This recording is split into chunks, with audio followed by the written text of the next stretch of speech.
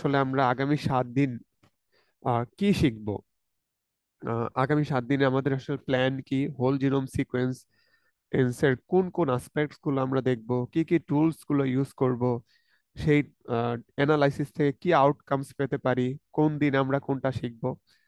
So আমাদের আজকের যে লেকচারটা সেটা হবে হচ্ছে introduction to whole genome sequencing, অর্থাৎ হোল জিনোম সিকোয়েন্সিং ব্যাপারটা কি, আমরা কখন হোল জিনোম সিকোয়েন্সিং করব, তারপর কি রেশনাল থাকা উচিত হোল জিনোম সিকোয়েন্সিং করার জন্য।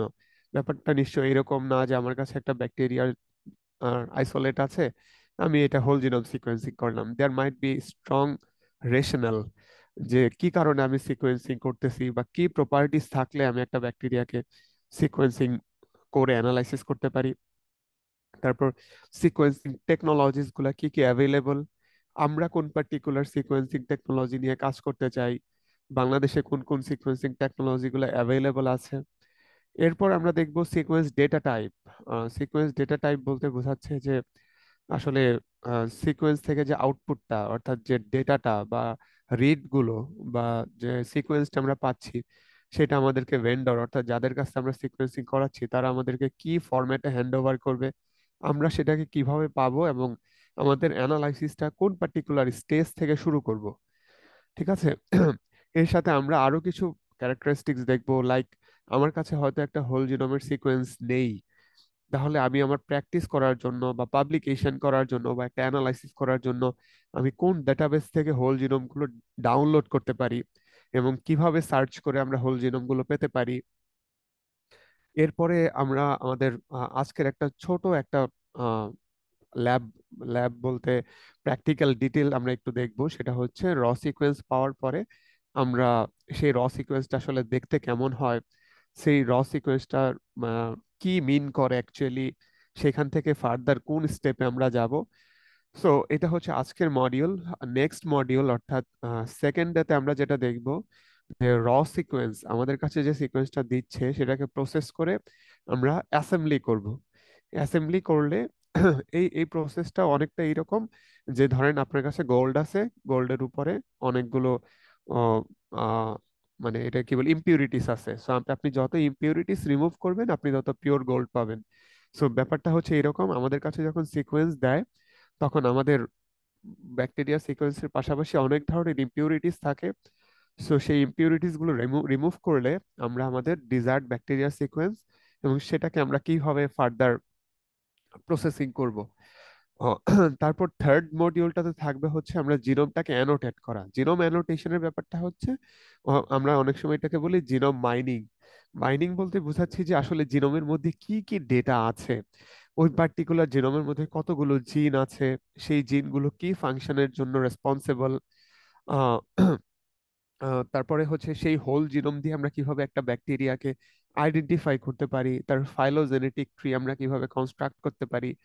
এই ব্যাপারগুলো আমরা থার্ড মডিউলে দেখব। যদিও এখানে মডিউল 2 লেখা আছে, আমরা এই মডিউলগুলোকে একটু ডিটেল ডিসকাস করার জন্য সেপারেট মডিউলে ডিভাইড করব।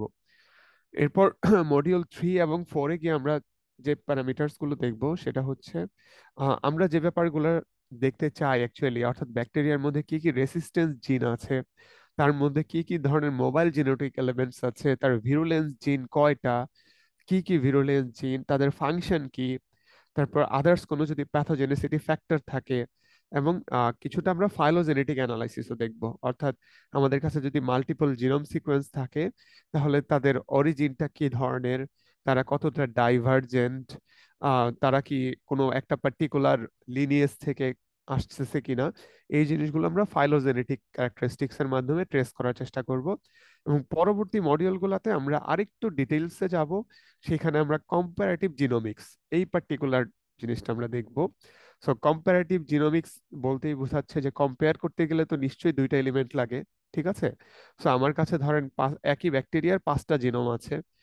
সো সেই 5টা জিনোমকে আমি কিভাবে কম্পেয়ার করতে পারি, সেই কম্প্যারিজন আউটপুট গুলাকে আমরা কিভাবে এক্সপ্লেইন করতে পারি, কিভাবে ভিজুয়ালাইজ করতে পারি, এই ব্যাপারগুলো আমরা ফার্দার মডিউল গুলাতে, এবং আমাদের দুইটা পার্টিকুলার মডিউল থাকবে যেখানে আমরা আহ, আমাদের যে ডেটাগুলো আমরা পাচ্ছি সেই ডেটাগুলো আমরা কিভাবে প্রেজেন্ট করব, দ্যাট ইজ ভেরি ইম্পর্টেন্ট। আমরা কি সেটাকে একটা সার্কুলার ম্যাপের মাধ্যমে প্রেজেন্ট করব, নাকি টেবিলের মাধ্যমে প্রেজেন্ট করব, না আদার্স কোনো স্ট্র্যাটেজি আছে? এই ডাটাগুলা থেকে আমরা আর কি ধরনের অ্যানালাইসিস করতে পারি, বা কিভাবে পেপারে পাবলিকেশনের জন্য আমরা হাই রেজলিউশনের ইমেজ কালেক্ট করতে পারি, ইমেজ জেনারেশনের জন্য বা ডেটা থেকে অ্যানালাইসিস করে একটা ভালো পিকচার জেনারেট করার জন্য আমরা কি টুলস ইউজ করতে পারি। আমাদের কাছে ডেটা অ্যানালাইসিসের জন্য অনেক ধরনের পাইপলাইন থাকে। পাইপলাইন মানে হচ্ছে আমি আমার সিকোয়েন্সটাকে দিয়ে দিলে তারা গ্র্যাজুয়ালি বিভিন্ন অ্যানালাইসিসের মাধ্যমে আমাকে একটা রিপোর্ট দিবে। সো এই ধরনের পাইপলাইন গুলো অনলাইনে অ্যাভেলেবল কি কি পাইপলাইন আছে, এগুলো আমরা নেক্সট মডিউল, এবং লাস্টলি একটা মডিউল থাকবে, সেখানে আমরা আসলে একটু ব্রেইন স্টর্মিং করব। ব্রেইন স্টর্মিং মানে হচ্ছে এই যে আমরা যে জিনিসগুলো শিখলাম সেটা আমরা একটা পার্টিকুলার হাইপোথেসিসের ক্ষেত্রে কিভাবে কাজে লাগাতে পারি। তারপর হচ্ছে একটা পেপার আমরা রিপ্রোডিউস করে দেখতে পারি যে আমাদের লার্নিংটা সেই রিপ্রোডাকশনের সাথে আসলে কতটুকু সিমিলার হয়। ঠিক আছে। সো ওভারঅল আমরা যখন এই জিনিসগুলো করব কালেকটিভলি, আমাদেরকে একটা কনফিডেন্স বিল্ড করতে হেল্প করবে। আহ, আমরা তখন ইন্ডিপেন্ডেন্টলি এই ডেটাগুলো অ্যানালাইসিস করতে মানে আমাদের জন্য অনেক সুবিধাজনক হবে। ওকে। সো আমরা এটাও দেখবো যে কিভাবে ম্যানুস্ক্রিপ্ট রাইটিং এ ম্যানুস্ক্রিপ্টের জন্য আমাদের ডেটাগুলাকে কিভাবে প্রেজেন্ট করব, আমরা কিভাবে লিখবো। ঠিক আছে। তারপর রিভিউয়ার কি কি ধরনের কোশ্চেন করতে পারে এই ধরনের হোল জিনোম সিকোয়েন্সের অ্যানালাইসিস থেকে, সেগুলো আমরা লাস্ট মডিউলের দিকে ডিসকাস করব। ওকে। সো কারো কি এই মডিউলের কন্টেন্ট নিয়ে বা আদার্স কিছু জানারই আছে, যে আমি এই পার্টিকুলার জিনিসটা শিখতে চাই, এইটা আপনার মডিউলে আছে কিনা, বা নতুন কোনো কিছু কারো যদি আইডিয়া থাকে তাহলে আপনারা শেয়ার করতে পারেন। কারো যদি কোনো কোশ্চেন থাকে জিজ্ঞাসা করেন, আদারওয়াইজ আমরা আমাদের আজকের মডিউল শুরু করব। স্যার, আমার একটা কোশ্চেন ছিল। হ্যাঁ, অবশ্যই। স্যার, আমরা কি তাহলে টোটালি হচ্ছে, আমরা তো নর্মালি জানি যে জিনোম সিকোয়েন্স ডেটাগুলো বেসিক্যালি আমরা হচ্ছে কমান্ড লাইন দিয়ে অ্যানালাইসিস করে দেন পাবলিকেশনে যাওয়া হয়, তো ওয়েব বেসড আর হচ্ছে কমান্ড লাইন দুইটার মধ্যে মানে কোনো সিগনিফিকেন্ট ডিফারেন্স কি আছে যদি দুইটা দিয়ে আমরা আলাদা আলাদা ভাবে অ্যানালাইসিস করি? আচ্ছা। ওকে। খুবই ভালো একটা কোশ্চেন। আসলে আহ, এটার মধ্যে খুব সিগনিফিকেন্ট ডিফারেন্স নেই।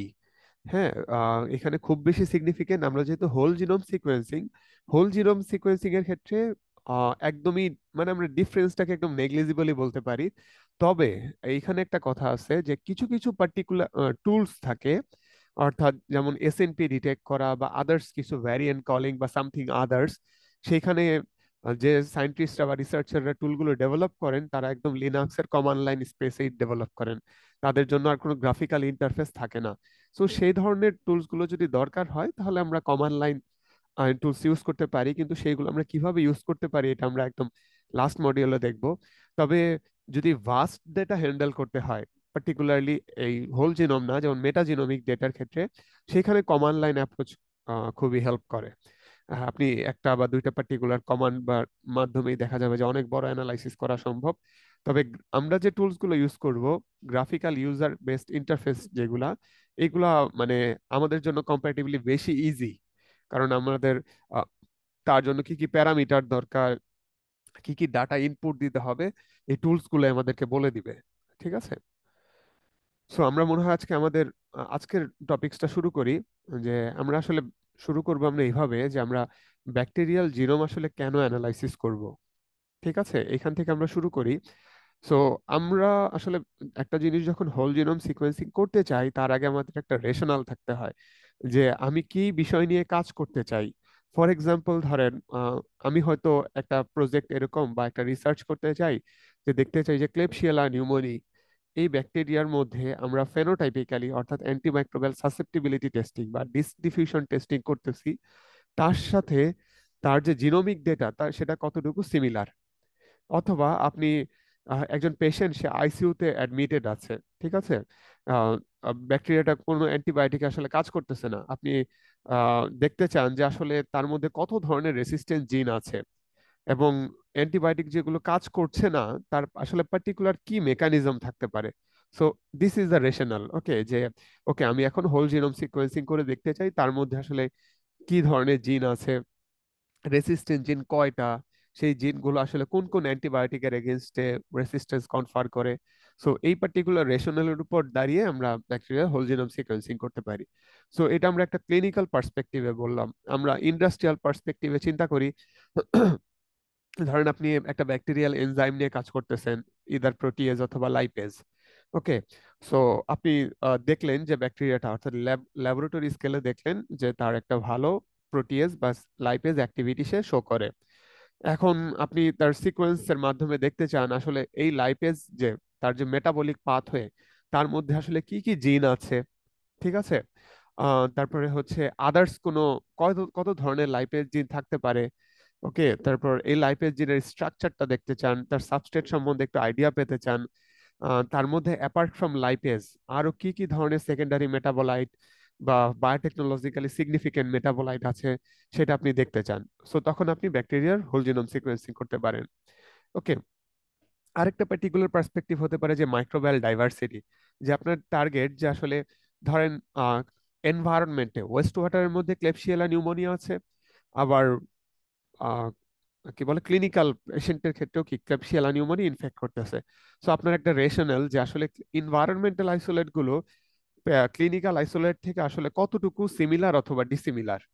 ওকে, অথবা আপনার কাছে 5টা ক্লিনিক্যাল ক্লেবশিয়েলা নিউমোনিয়া আছে, এখন তাদের অ্যাকচুয়ালি অরিজিন কি, ঠিক আছে, তারা তাদের সোর্সটা কোথায়, কিভাবে এসে ট্রান্সমিটেড হলো, ঠিক আছে, এটা দেখতে চান। সো আপনার এটা একটা রেশনাল। সো তার উপর ডিপেন্ড করে আপনি এখন ব্যাকটেরিয়াল জিনোম সিকোয়েন্সিং করতে পারেন। এখন ডিএনএ সিকোয়েন্সিং এর ব্যাপারটা হচ্ছে, এটাকে বাংলায় বললে অনেকে বলে যে জীবন রহস্য উন্মোচন, ঠিক না? যে এটিজিসি রিভিল করা সহজ কথায়, ঠিক আছে। বাট কিভাবে আমরা সিকোয়েন্সিং করব, ইউজুয়ালি কিভাবে করা হয়, সো তার বিভিন্ন জেনারেশন ছিল। আমরা কমনলি যেটা জানি যে সিকোয়েন্স করতে গেলে সেই স্যাঙ্গার সিকোয়েন্সিং মেথড, ঠিক না? কিন্তু স্যাঙ্গার সিকোয়েন্সিং এর মেথডের মাধ্যমে একটা ব্যাকটেরিয়ার হোল জিনোম সিকোয়েন্স করা ইজ ভেরি ক্রিটিক্যাল, ঠিক না? স্যাঙ্গার সিকোয়েন্স দেখা যাচ্ছে যে 1500 বেস পেয়ার, 5000 থেকে 1000 বেস পেয়ার পর্যন্ত ভালোভাবে সিকোয়েন্স করতে পারে, যেখানে একটা ব্যাকটেরিয়ার genome nearly about 5 mega base, ঠিক আছে। সো স্যাঙ্গার সিকোয়েন্সিং এর মাধ্যমে এটা নিয়ারলি ইম্পসিবল। তো তারপরে আসলো সেকেন্ড জেনারেশন সিকোয়েন্সিং, যেমন ইলুমিনা, যেটা এখন সবচেয়ে বেশি পপুলার, তারপর আয়ন টরেন্ট। তারপর সেটা থেকে ইমপ্রুভড হয়ে এখন যেটা নতুন নতুন আসতেছে, যেমন PacBio, Oxford Nanopore. So evolutionary আসলে যত বেশি অ্যাডভান্স টেকনোলজি আসতেছে, সিকোয়েন্সিং এর কস্ট কমে যাচ্ছে, সিকোয়েন্সিং এর স্পেসিফিসিটি বাড়তেছে, তারপর সিকোয়েন্সের অ্যানালাইসিসের টুলস এরও ইভলিউশন হচ্ছে। এইখানে দুইটা জিনিস খেয়াল রাখতে হবে আমাদের কোর্সের জানার জন্য। সেটা হচ্ছে, দেখেন এখানে মার্ক করা, একটা হচ্ছে short read sequencing and another is long read sequencing. So আপনি যখন কোনো সিকোয়েন্স রিলেটেড পেপার পড়বেন, সেখানে কিন্তু লেখা থাকে যে শর্ট রিড সিকোয়েন্সিং অথবা লং রিড সিকোয়েন্সিং। আসলে এই শর্ট বা লং রিড সিকোয়েন্স বলতে যেটা বোঝায় যে, এই যে আপনি যখন ব্যাকটেরিয়াল ডিএনএ কে এই ইনস্ট্রুমেন্টের মধ্যে দিবেন, অর্থাৎ আয়ন টরেন্ট হতে পারে, ইলুমিনা হতে পারে, প্যাক বায়ো হতে পারে, অক্সফোর্ড ন্যানোপোর হতে পারে, সে ব্যাকটেরিয়ার সিকোয়েন্সিং এর যে আউটপুটটা দিবে সেটা হচ্ছে রিড। ওকে, সো এটা মাথায় রাখতে হবে যে সিকোয়েন্সিং করার পরে যে আমি প্রিলিমিনারি যে আউটপুটটা পাবো, সেটাকে আমরা বলবো হচ্ছে রিড। এখন রিড কি? রিড হচ্ছে ছোট ছোট ডিএনএ সিকোয়েন্স। ওকে, এটা আমরা একটু পরে দেখবো যে রিড গুলা দেখতে কিরকম হয়। সো এই যে রিড বা এটিজিসি, ঠিক আছে, এক একটা রিডের লেংথ কেমন, তার উপর ডিপেন্ড করে আমরা বলতেছি শর্ট রিড অথবা লং রিড। যেমন শর্ট রিড লেংথ যেমন হতে পারে 50 থেকে 500 বেস পেয়ার, এরকম মিলিয়নস অফ রিড একটা সিকোয়েন্স থেকে জেনারেট হতে পারে। আবার কিছু কিছু সিকোয়েন্সিং যেমন প্যাক বায়ো এবং অক্সফোর্ড ন্যানোপোরের ক্ষেত্রে দেখা যায় যে ইনিশিয়াল যে আউটপুট, যাকে আমরা রিড বলতেছি, সেটা অনেক লং হয়, ঠিক আছে, যেটাকে আমরা বলি লং রিড সিকোয়েন্সিং। সো এই টার্মিনোলজিটা একটু মাথায় রাখবেন যে আসলে রিড কি? রিড হচ্ছে সিকোয়েন্সিং এর যে ইনিশিয়াল আউটপুট, ঠিক আছে, সেটা হচ্ছে রিড। এবং রিডের লেংথ কেমন তার উপর ডিপেন্ড করে আমরা বলতেছি শর্ট রিড অথবা লং রিড। ওকে, সো নেক্সট টাইম আপনি যখন পেপার পড়তে যাবেন, এই রিডের লেংথ দেখে আপনি গেস করতে পারবেন যে আসলে কোন ইনস্ট্রুমেন্ট দিয়ে বা কোন টেকনোলজির মাধ্যমে সিকোয়েন্সিংটা করা হয়েছে। আপনি যদি দেখেন যে পেপারের শুরুতেই লেখা আছে যে তারা ইলুমিনা সিকোয়েন্সিং করেছে, তাহলে আপনি ধরে নিতে পারেন যে লেংথ, প্রত্যেকটা রিডের লেংথ হচ্ছে 500 বেস পেয়ারের মধ্যে হবে। কিন্তু যদি এরকম দেখেন যে অ্যাবস্ট্রাক্টের মধ্যে লেখা আছে যে সায়েন্টিস্টরা বা রিসার্চাররা লং রিড সিকোয়েন্সিং ইউজ করেছে, তাহলে ধরে নেবেন সেটা তারা ইদার প্যাক বায়ো অথবা অক্সফোর্ড ন্যানোপোর যে কোনো একটা ইউজ করেছে। ঠিক আছে। ওকে, এখন আমরা একটু সিকোয়েন্সিং এর একটু ডিফারেন্ট আসপেক্ট থেকে দেখি, যে আমরা যদি ইন্ডিপেন্ডেন্টলি রিসার্চ করতে চাই, আমরা তো সাধারণত সুপারভাইজারের আন্ডার রিসার্চ করি, বাট ইন্ডিপেন্ডেন্টলি যদি রিসার্চ করতে যাই তাহলে কেমন কস্ট লাগতে পারে, কোথা থেকে আমরা সিকোয়েন্সিং করতে পারি, বা কোন টেকনোলজি বাংলাদেশে সবচেয়ে বেশি এখন প্রমিনেন্ট, সে ব্যাপারগুলো একটু দেখি। যে যখন সিকোয়েন্সিং শুরু হয় তখন সিকোয়েন্সিং এর কস্ট ছিল অনেক বেশি। স্বাভাবিকভাবে যেটা হয় যে টেকনোলজি যারা ডেভেলপ করে তাদের খুব একটা কম্পিটিটর থাকে না, যার ফলে কস্ট অনেক বেশি থাকে। গ্র্যাজুয়ালি যখন নতুন কম্পিটিটর মার্কেটে আসে তখন রিয়াজেন্টের দাম কমতে শুরু করে, টেকনোলজি গুলো অ্যাভেলেবল হতে শুরু করে, এবং সিকোয়েন্সিং এর কস্টও গ্র্যাজুয়ালি কমতে থাকে। সো আমরা যদি বাংলাদেশে আহ, কোনো একটা ব্যাকটেরিয়ার হোল জিনোম সিকোয়েন্সিং করতে চাই, তাহলে আসলে কস্টটা ডিপেন্ড করে হচ্ছে কিছু ফ্যাক্টরের উপর। যেমন আপনি ব্যাকটেরিয়াকে সরাসরি ব্যাকটেরিয়া দিচ্ছেন নাকি ডিএনএ এক্সট্র্যাক্ট করে দিচ্ছেন, এটা একটা ফ্যাক্টর। আপনি কি শর্ট রিড সিকোয়েন্স করতে চান না লং রিড সিকোয়েন্স করতে চান, সেটা একটা factor. Definitely long read sequencing গুলা একটু বেশি কস্টলি হয় compare to short read sequencing. তারপর যদি বলি যে বাংলাদেশে কোন টেকনোলজি অ্যাভেলেবল, বাংলাদেশে ইলুমিনা সিকোয়েন্সিং টেকনোলজিটা খুবই অ্যাবান্ডেন্ট। অক্সফোর্ড ন্যানোপোর খুবই মানে হাতে গোনা দুই একটা জায়গায় হয়তো আছে। বাট প্যাক বায়ো এবং আয়ন টরেন্ট তো একটা দুইটা ইউনিভার্সিটিতে আছে, বাট আমার জানার মধ্যে প্যাক বায়ো নেই। ঠিক আছে। সো আমরা যদি কেউ ইন্ডিপেন্ডেন্টলি সিকোয়েন্সিং করতে চাই কোনো একটা ব্যাকটেরিয়ার, তাহলে আমাদের মাথায় রাখতে হবে আমাদের জন্য সুইটেবল প্ল্যাটফর্ম হচ্ছে ইলুমিনা, এবং আমাদের ধরে রাখতে হবে যে নিয়ারলি অ্যাবাউট 15 to 20,000, 15 থেকে 20,000 টাকা সিকোয়েন্সিং এর জন্য খরচ লাগতে পারে। ওকে।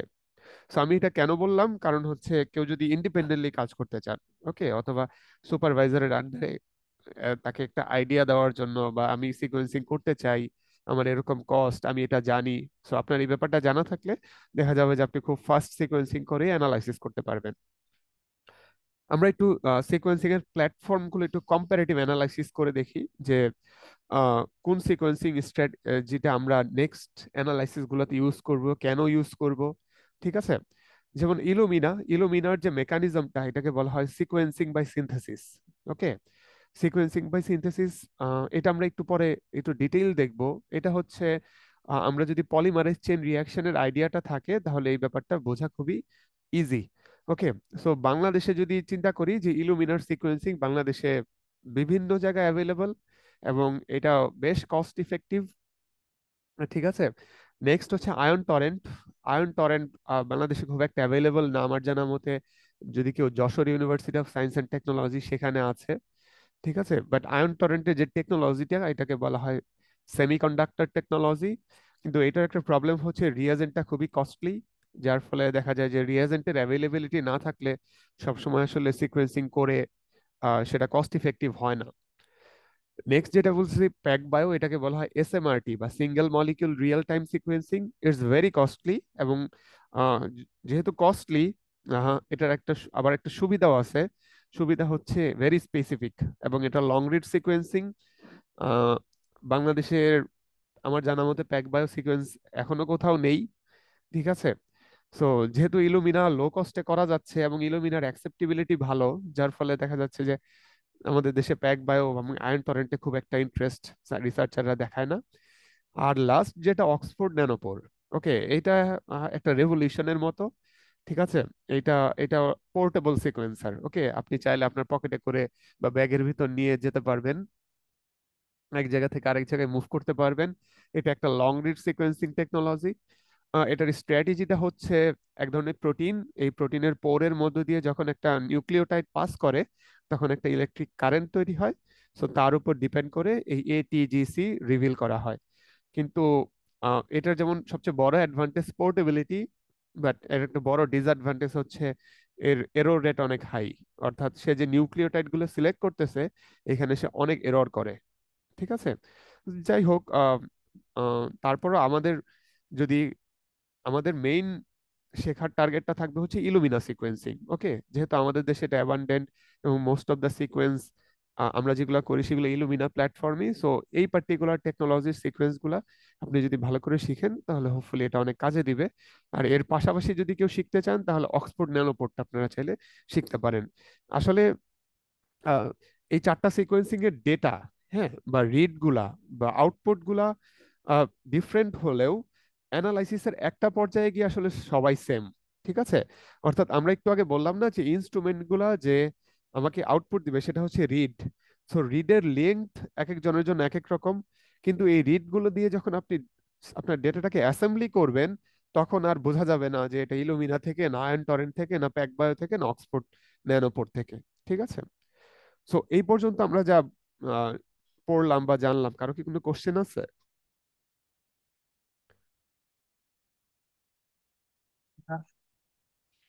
না স্যার। আচ্ছা, কারো যদি কোনো কোশ্চেন থাকে সাথে সাথে জিজ্ঞাসা করবেন, ঠিক আছে? মানে কোশ্চেন সিলি বা ইন্টেলেকচুয়াল কিনা এটা চিন্তা করার দরকার নেই।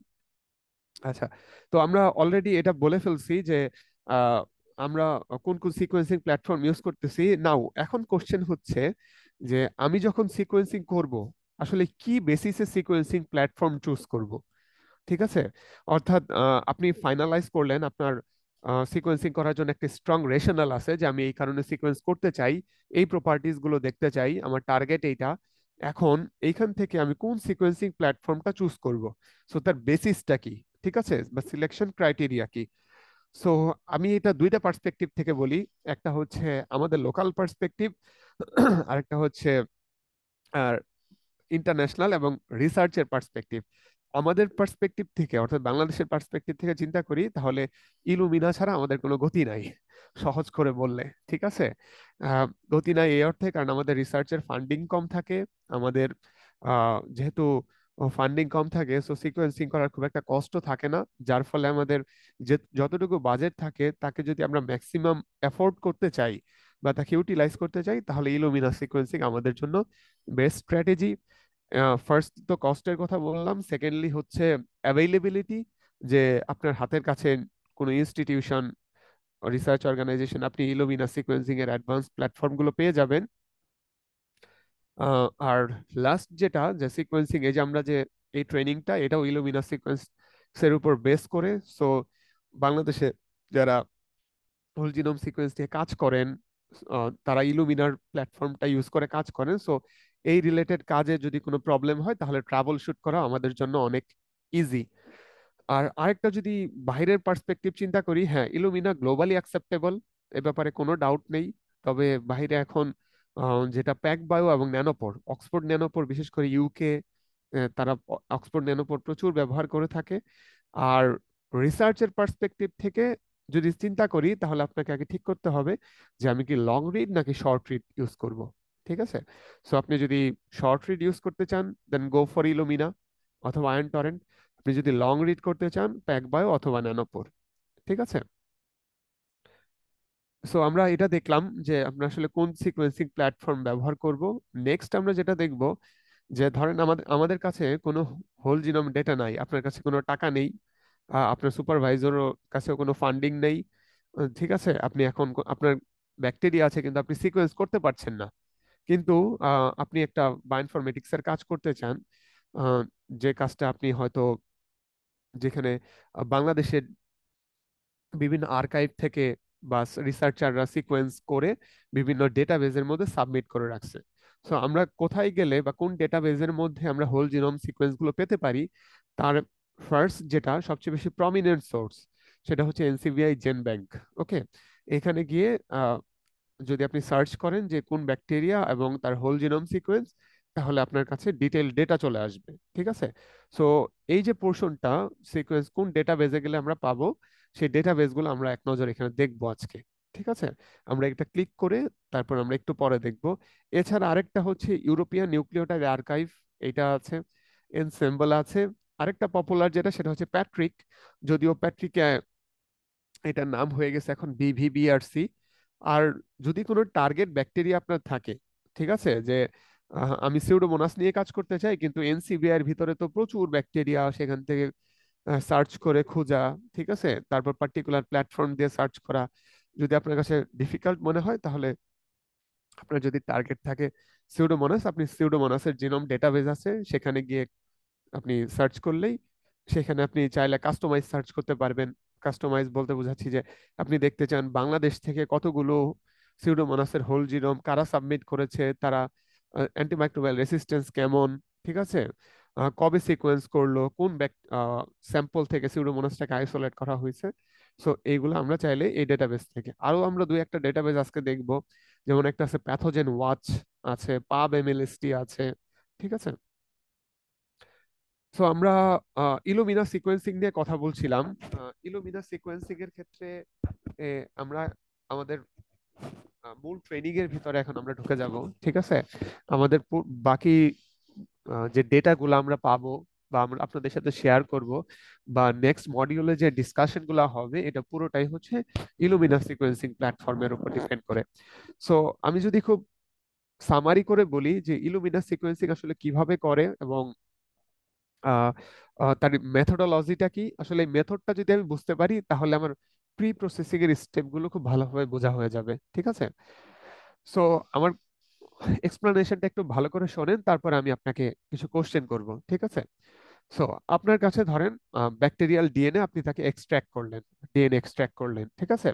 সো এক্সট্র্যাক্ট কিভাবে করতে পারেন? বয়লিং ডিএনএ এক্সট্রাকশন করতে পারেন, আপনার যদি কোনো কিট থাকে কিট দিয়ে ডিএনএ এক্সট্রাকশন করতে পারেন। করে মনে করেন আপনি আইসিডিআরবি থেকে সিকোয়েন্সিং করাবেন, আপনি তাদেরকে আপনার ব্যাকটেরিয়াল ডিএনএটা দিয়ে দিলেন, ঠিক আছে। দেওয়ার পরে আসলে তারা কি করবে? তারা আপনার যে ব্যাকটেরিয়াল ডিএনএটা সেটাকে ফ্র্যাগমেন্ট করবে। ফ্র্যাগমেন্ট করে বলতে ডিএনএটাকে আসলে ভাঙবে, ঠিক আছে। কিভাবে ভাঙবে? ইউজুয়ালি সনিকেশনের মাধ্যমে ভাঙতে পারে বা কোনো রিয়াজেন্টের মাধ্যমে ডিএনএটাকে ফ্র্যাগমেন্ট করে। এরপরে খেয়াল করেন এই ডিএনএ ফ্র্যাগমেন্টটাকে তারপর অ্যাম্প্লিফাই করতে হবে। ওকে, অ্যাম্প্লিফাই করতে হবে মানে তাদের সংখ্যা বাড়াতে হবে। কারণ আপনি যে কোয়ান্টিটিতে ডিএনএটাকে ভেন্ডরের কাছে দিচ্ছেন সেটা খুবই কম ফর সিকোয়েন্সিং। তখন তারা যেটা করে, ফ্র্যাগমেন্ট করার পরে ডিএনএর সাথে একটা অ্যাডাপ্টার অ্যাড করে দেয়। সো অ্যাডাপ্টার গুলো হচ্ছে, আমরা বলতে পারি যে ইউনিভার্সাল অ্যাডাপ্টার। অ্যাডাপ্টার হচ্ছে ধরেন 5 বা 10 নিউক্লিওটাইডের একটা সিকোয়েন্স, ঠিক আছে। ডিএনএটাকে ফ্র্যাগমেন্ট করার পরে প্রত্যেকটা ফ্র্যাগমেন্টের সাথে অ্যাডাপ্টার অ্যাড করে দেওয়া হয়, ঠিক আছে। সো অ্যাডাপ্টার অ্যাড করার পরে তারপর আরো কিছু স্টেপ আছে যেটাকে ওরা বলে লাইব্রেরি প্রিপারেশন বলে, ঠিক আছে। তারপর লাইব্রেরি প্রিপেয়ার করার পরে, লাইব্রেরি প্রিপারেশন মানে হচ্ছে যে ডিএনএটাকে অ্যাম্প্লিফাই করা হচ্ছে, ঠিক আছে। অ্যাম্প্লিফাই করে যাতে একটা ভালো কোয়ান্টিটিতে চলে আসে, ঠিক আছে। এরপর ইলুমিনা সিকোয়েন্সিং এর জন্য স্পেসিফিক এক ধরনের চিপের মতো থাকে, ঠিক আছে, যেটাকে বলা হয় হচ্ছে ফ্লো সেল। অর্থাৎ এই চিপের বিভিন্ন জায়গায় ছোট ছোট ভেরি মাইক্রোস্কোপিক বিট থাকে। সো সেখানে ডিএনএটাকে দিয়ে দেওয়া হয়, ঠিক আছে। সো ডিএনএর এক প্রান্তে আছে অ্যাডাপ্টার, আর আরেক প্রান্ত এই ফ্লো সেলের মধ্যে আটকে ফেলা হয়, ঠিক আছে। সো তার দুই পাশে দুইটা নিউক্লিওটাইড সিকোয়েন্স অ্যাড করে দেওয়া হলো, ঠিক আছে। তারপরে তাকে অ্যাম্প্লিফাই করা হচ্ছে। অ্যাম্প্লিফাই করার পরে যেটা হচ্ছে ক্লাস্টার ফর্ম করে। ক্লাস্টার ফর্মেশন মানে হচ্ছে সিকোয়েন্সের প্রত্যেকটা ফ্র্যাগমেন্টের লেংথ বাড়ানো হচ্ছে। বাড়ানোর পরে লাস্টলি যেটা করা হয়, ডিএনএটাকে সিঙ্গেল স্ট্যান্ডার্ড করার পরে ফ্লোরোসেন্ট লেভেল নিউক্লিওটাইড দেওয়া হয়, ঠিক আছে। ধরেন ডিএনএ নিউক্লিওটাইড আমরা কি, যেমন এ টি এর সাথে বাইন্ড করে, ঠিক না, জি সি এর সাথে বাইন্ড করে, আবার সি জি এর সাথে বাইন্ড করে, টি এর সাথে বাইন্ড করে। সো আপনি ডিএনএ কে সিঙ্গেল স্ট্যান্ডার্ড করার পরে তারপর আপনি গ্র্যাজুয়ালি আপনি এই সেলগুলোর মধ্যে নিউক্লিওটাইড অ্যাড করবেন, ঠিক আছে। সো যদি এর সাথে টি বাইন্ড করে তাহলে এক ধরনের কালার রিলিজ হবে, আপনি বুঝতে পারবেন এটা টি, তার মানে সিকোয়েন্সিং এ থাইমিন আগে। তারপরে নিউক্লিওটাইডে যদি অ্যাডেনিন বাইন্ড করে তাহলে একটা কালার, তাহলে আপনি সিকোয়েন্স জানতে পারলেন যে টি এর পরে এ। তারপরে যদি গুয়ানিন বাইন্ড করে তাহলে টি এ জি, ঠিক আছে। সো এইভাবে গ্র্যাজুয়ালি এই যে লেংথ বাড়তেছে, ঠিক আছে। এই যে লেংথ, এই যে টি এ জি সি, তারপর যে গ্র্যাজুয়ালি বাড়তেছে, সো এটাই হচ্ছে সিকোয়েন্সের আউটপুট, যেটাকে আমরা বলতেছি রিড। ওকে, সো এই যে একটা সেলের মধ্যে, ঠিক আছে, টি এ জি সি এইভাবে তৈরি হচ্ছে। সো এটা যদি লেংথটা যদি 50 থেকে 500 বেস পেয়ারের হয় তাহলে আমরা তাকে বলতেছি শর্ট রিড। আর যদি তার থেকে বড় হয় তাহলে আমরা তাকে বলতেছি লং রিড। ওকে, সো ইলুমিনা যেটা সে শর্ট রিড করে, তার এই যে রিড গুলা, ঠিক আছে, টি এ জি সি, এটা যদি গ্র্যাজুয়ালি 50 থেকে 500-র ভিতরে হয়, তাহলে মানে এটা ডিপেন্ড করে যে 50 হবে নাকি 150 হবে বা 300 হবে। সেটা হচ্ছে ইলুমিনার বিভিন্ন প্ল্যাটফর্ম আছে, ঠিক আছে, যেমন মাইসেক, হাইসেক, নোভাসেক, আইডিসেক, ঠিক আছে। সো এই ধরনের প্ল্যাটফর্ম গুলোর উপর ডিপেন্ড করে তার রিড লেংথ গুলো কেমন হবে। ওকে। সো আমার একটা কোশ্চেন হচ্ছে, এই যে আপনি সিকোয়েন্স দিলেন, দেওয়ার পরে আপনি রিড পাচ্ছেন, ঠিক আছে, এইখানে কি কি ইমপিউরিটিস আপনি এখানে ডিটেক্ট করতে পারতেছেন? তার মানে হচ্ছে সহজ করে বললে, আপনার সিকোয়েন্সের সাথে আর কি কি ফরেন ম্যাটেরিয়ালস আছে, কেউ বলতে পারবেন?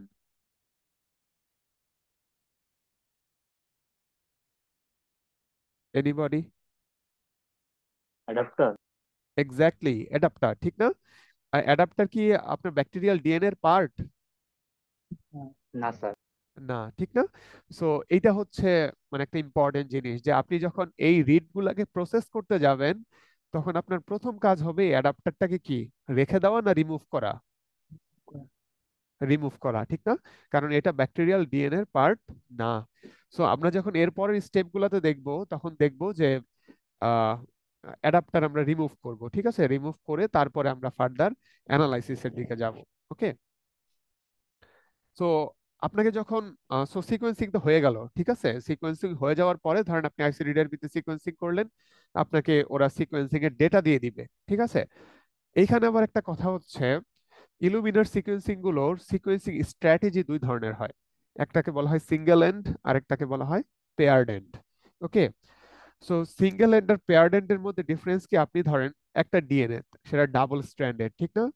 সো আমরা তাকে কিভাবে রিড করি, যে 5' অ্যান্ড 3'। ওকে।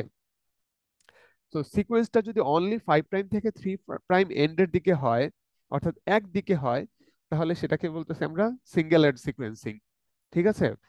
আর যদি সিকোয়েন্সিংটা বোথ এন্ড থেকে হয়, অর্থাৎ আপনি 5' থেকে 3'এও সিকোয়েন্সিং হচ্ছে, 3 থেকেও 5' এর দিকে সিকোয়েন্সিং হচ্ছে, তাহলে আপনাকে এটাকে বলতে হবে হচ্ছে পেয়ার্ড এন্ড সিকোয়েন্সিং, ঠিক আছে। সো একদিক থেকে সিকোয়েন্সিং হলে ওরা আপনাকে একটা ফাইল দিবে, আর যদি পেয়ার্ড ইন সিকোয়েন্সিং হয় তাহলে আপনাকে দুইটা ফাইল দিবে, ঠিক আছে। সো এখান থেকে কি বোঝা সম্ভব যে আপনি কয়টা ফাইল পাচ্ছেন তার উপর ডিপেন্ড করে এটা সিঙ্গেল এন্ড না পেয়ার্ড এন্ড? এটা কি বোঝা সম্ভব এখন? জি বলেন তো স্যার, কেউ। বুঝে ঠিক শুনি। আছে, বোঝা সম্ভব, ঠিক না? আপনাকে যদি দুইটা এন্ড দেয়, তাহলে আপনি ধরে নেবেন এটা পেয়ার্ড এন্ড সিকোয়েন্সিং করা হয়েছে। সো আপনি যখন পেপার করবেন, পেপারে লিখবেন যে ইলুমিনা সিকোয়েন্সিং স্ট্র্যাটেজি ব্র্যাকেটে পেয়ার্ড এন্ড সিকোয়েন্সিং, অথবা যদি সিঙ্গেল এন্ড হয় তাহলে লিখবেন ইলুমিনা সিকোয়েন্সিং টেকনোলজি ব্র্যাকেটে সিঙ্গেল এন্ড সিকোয়েন্সিং। ওকে। ঠিক আছে, এখন আমি যদি কোশ্চেন করি যে আপনি কোনটাকে সবচেয়ে বেশি ভালো মনে করছেন, বা কোনটা আপনাকে বেশি অ্যাকুরেট রেজাল্ট দিবে? পেয়ারডেন। বাকিরা কারো কি মনে হয় না যে সিঙ্গেল এন্ড সিকোয়েন্সিং ভালো হতে পারে? স্যার এখানে কি দুইটাতে খরচ একই পড়তেছে? হ্যাঁ, একই পড়তেছে। তাহলে তো স্যার পেয়ার ইন্ডেক্স কষ্ট কম হয়ে গেল না, এটাই তো সহজ হওয়ার কথা। হ্যাঁ, ডেফিনেটলি। আসলে পেয়ার্ড ইনটাই আসলে বেশি ইউজ হয়, ঠিক আছে, সিঙ্গেল ইন খুব একটা ইউজ হয় না। বাট বড় বড় ইনস্ট্রুমেন্ট, যেগুলো নতুন ইনস্ট্রুমেন্ট আরো বেশি স্পেসিফিক, তারা কিছুটা ইউজ করে, ঠিক আছে। পেয়ার্ড ইন্টের সুবিধা হচ্ছে যেহেতু আপনি দুই এন্ড থেকেই সিকোয়েন্সিং করতেছেন, সো আপনি এরর গুলা সহজেই ডিটেক্ট করতে পারবেন, এবং ভুল হওয়ার সম্ভাবনা খুব কম থাকবে, ঠিক আছে। এদিক থেকে পেয়ার্ড ইন সিকোয়েন্সিংটা খুবই ভালো। ওকে। তো আমরা কিন্তু অনেকগুলা টার্মিনোলজি আমাদের এই যে পেপারের জন্য শিখে ফেললাম, ঠিক আছে। যদি আপনি সিকোয়েন্স অ্যানালাইসিস করে কোনো ম্যানুস্ক্রিপ্ট লিখতে যান, তখন কিন্তু মেথডস এর মধ্যে আপনাকে, আচ্ছা আমি এখন একটু ডিসকাস করে রাখি। ধরেন আপনি সিকোয়েন্সিং করলেন, করার পরে অ্যানালাইসিস করে আপনি একটা পেপার ম্যানুস্ক্রিপ্ট লেখা শুরু করলেন, ঠিক আছে। তো সেখানে কিভাবে শুরু করবেন, যে সিকোয়েন্সিং, যে আপনি প্রথমে লিখলেন ডিএনএ এক্সট্রাকশন, ওকে, তারপরে ব্যাকটেরিয়াল ডিএনএ সিকোয়েন্সিং, আপনি এইভাবে লিখতে পারেন যে the genome sequencing was performed using Illumina sequencing technology, তারপরে যে ব্র্যাকেটে পেয়ার্ড এন্ড অথবা সিঙ্গেল এন্ড, ঠিক আছে। তারপরে ওই যে রিড লেংথটা মেনশন করতে পারেন, ঠিক আছে, এটা শর্ট রিড না লং রিড সিকোয়েন্সিং ছিল, সেটাও আপনি মেনশন করতে পারেন, ঠিক আছে। সো এই টার্মিনোলজি গুলো আপনাকে অবশ্যই পেপারে লিখতে হবে, ঠিক আছে? আদারওয়াইজ রিভিউয়ার আপনাকে নানাবিধ কোশ্চেন করবে যে কেন ইলুমিনার, কেন এই প্ল্যাটফর্ম, কেন এই লেংথের সিকোয়েন্সিং ইউজ করলেন, ঠিক আছে, অ্যাডাপ্টার রিমুভ করা হয়েছে কিনা, অ্যাডাপ্টারের লেংথ কত ছিল, এসব বিভিন্ন কোশ্চেন তারা করে থাকে, ঠিক আছে। আচ্ছা, এখন আসি। সো আপনাকে তো আপনি ধরেন আইসিডিডিআরবি তে সিকোয়েন্সিং করানোর পরে আপনি সিকোয়েন্সটা পেয়ে গেলেন, ঠিক আছে। এখন যদি ওই যে বললাম যে সিঙ্গেল এন্ড হলে আপনাকে একটা ফাইল দিল, আর পেয়ার্ড এন্ড হলে আপনাকে দুইটা ফাইল দিল, এখন আপনাকে আসলে কি ফরম্যাটে ফাইলটা দিবে, ঠিক আছে। ধরেন আপনি যখন একটা ভিডিও নিচ্ছেন কোনো ফ্রেন্ডের কাছ থেকে, লেকচারের ভিডিও, তখন কি MP4, ঠিক আছে, বা আদার ফরম্যাটে থাকে, রাইট? বা একটা ওয়ার্ড ফাইল, সেটা কি ডকেক্স ফরম্যাটে থাকে, একটা পাওয়ার পয়েন্ট এই যে যেটা, সেটা পিপিটি ফরম্যাটে থাকে, ঠিক না? সো র সিকোয়েন্স ভেন্ডর আমাকে যে ফরম্যাটে দিবে, বিশেষ করে ইলুমিনাতে, সেটাকে বলা হয় ফাস্ট কিউ। ওকে, আমি এখানে একটু লিখি, হয়তো বুঝতে সুবিধা হবে। ফাস্ট কিউ এই ফরম্যাটে আপনি পাবেন, ফাস্ট কিউ। ওকে, এইটা অনেকে বলে যে এইভাবে আসছে হয়তো ফাস্ট এন্ড কোয়ালিটি, মানে হচ্ছে আমরা আসলে ফাস্টা ফরম্যাট নামে একটা ফরম্যাটের সাথে হয়তো অনেকে ইউজ টু, তার সাথে কোয়ালিটি স্কোর অ্যাড করা থাকে, এজন্য এটাকে অনেক সময় ফাস্ট কিউ বলে। এটার আদার্স এক্সপ্লেনেশনও থাকতে পারে, ঠিক আছে। সো এই ফাস্ট কিউ ফরম্যাটে আপনাকে হচ্ছে ভেন্ডর ডেটা দিবে, বা আপনি যদি নিজে সিকোয়েন্সিং এর কাজ করেন ইলুমিনাতে, তাহলে যে আউটপুটটা পাবেন সেটা হবে এই ফাস্ট কিউ ফরম্যাটে। সো ফার্স্ট কিউ ফরম্যাটের ডেটাগুলো কিরকম হয় আমরা একটু পরে যখন একটা ডেমনস্ট্রেশন দিব তখন সেই ডেটাগুলো দেখব। আর আমরা একটু জাস্ট আইডিয়ার জন্য দেখি যে ডেটা টাইপে কিভাবে থাকে আমাদের র ফাইলগুলো। র ফাইলের এই যে প্রথমে শুরুতেই থাকে একটা আইডেন্টিফায়ার, দেখেন এখানে লেখা যে @SRR566546 ঠিক না? তারপরে দেখেন লাস্টে গিয়ে লেখা আছে লেংথ, ঠিক আছে। সো এখন বলেন লেংথ যদি 50 হয় তাহলে কি শর্ট রিড না long read? Short read. Short read, ঠিক আছে। হ্যাঁ, আচ্ছা, শর্ট রিড। ওকে। তারপরে দেখেন এই আইডেন্টিফায়ারের আসলে এই পার্টগুলো কি মিন করে, যেমন SRR এটা মিন করতেছে হচ্ছে অ্যাক্সিশন কোড, ঠিক আছে। যদিও আইডেন্টিফায়ার পুরাটাই হচ্ছে ইনস্ট্রুমেন্টের ক্যারেক্টারিস্টিক্স, ঠিক আছে। সো আপনি যদি আইডেন্টিফায়ারের ক্যারেক্টারিস্টিক্স বুঝতে চান, আমি সাজেস্ট করব আপনি আইডেন্টিফায়ারের যে পোর্শনটুকু এটা কপি করে আপনি চ্যাট জিপিটি কে দিয়ে দিবেন, দিয়ে বলবেন যে এটার মিনিং কি। সো আপনাকে মিনিং বলে দিবে, যে যেমন এখান থেকে লেংথ বোঝা যাচ্ছে। আবার HWUSI এটা মিন করতেছে যে হয়তো ইলুমিনার কোন পার্টিকুলার, এটা কি মাইসেক নাকি আইসেক নাকি হাইসেক, কোন প্ল্যাটফর্ম ইউজ করা হয়েছে। তারপর একটা থাকে হচ্ছে ফ্লোসেল আইডি, ঠিক না? আমরা একটু আগে দেখলাম যে ফ্লোসেল একটা কম্পোনেন্ট ছিল, সেখানে কত নাম্বার ফ্লোসেলের মধ্যে এই সিকোয়েন্সটা আসছে, এটা কি ফরওয়ার্ড এন্ডে আসছে না রিভার্স এন্ডে আসছে, ঠিক আছে। তারপর তার আরেকটা সাইন থাকে হচ্ছে কোয়ালিটি স্কোর। ওকে, কোয়ালিটি স্কোর বলতে বোঝায় হচ্ছে এই HHEE, ঠিক আছে, এগুলা হচ্ছে এক একটা কোয়ালিটি মিন করে। কোনো কোনো সময় দেখবেন যে এন লেখা আছে যদি প্রপারলি ডিটেক্ট করতে না পারে, ঠিক আছে। সো আমরা ওইদিকে খুব একটা যাচ্ছি না, কারণ আহ, এই কোয়ালিটি গুলো আমরা চাইলে টুলস এর মাধ্যমে সরাসরি দেখতে পারি, ঠিক আছে। সেটা আমরা হয়তোবা নেক্সট ক্লাসে দেখবো। সো আমরা জাস্ট আমাদের এইখান থেকে মেইনলি যে লেসনটা সেটা হচ্ছে আপনাকে, আপনি ধরেন সিকোয়েন্স করলেন, তাহলে আপনাকে ভেন্ডর কোন ফরম্যাটে দিচ্ছে, দিচ্ছে ফার্স্ট কিউ ফরম্যাটে। আপনাকে কয়টা ফাইল দিচ্ছে ইলুমিনার? দুইটা ফাইল, যেটাকে paired end. So paired end file কিভাবে বুঝবো? তারা সিকোয়েন্সিং এর স্যাম্পল নাম্বারের পরে শুরুতে লেখে R1 আর পরে লেখে R2। R1 কে বলা হয় ফরওয়ার্ড স্ট্র্যান্ড আর R2 কে বলা হয় হচ্ছে রিভার্স স্ট্র্যান্ড। ওকে, আমরা সিকোয়েন্সিং এর ক্যারেক্টারিস্টিক্স গুলো একটু পরে যখন দেখবো তখন এই জিনিসগুলো আমাদের গ্র্যাজুয়ালি আরো ক্লিয়ার হবে। ওকে, সো আমরা পেলাম পেলাম এখন আমরা তো ধরেন সিকোয়েন্স পেয়ে গেলাম। ও আরেকটা কথা হচ্ছে আসলে এই সিকোয়েন্স ফাইলগুলোর সাইজ কেমন হয়, ঠিক আছে। যেমন আপনার কাছে কি মনে হয় একটা ভালো কোয়ালিটির ভিডিও তার লেন্থ বেশি হবে, সাইজ বেশি হবে, নাকি একটা ওই মোবাইল দিয়ে, ঠিক আছে, ছোট ভিডিও, ঠিক আছে, সেটার লেন্থ বেশি হবে? ডেফিনেটলি ভালো ক্যামেরার ভালো রেজলিউশনের ভিডিওর সাইজও বড় হবে, ঠিক না, 1 GB বা 2 GB।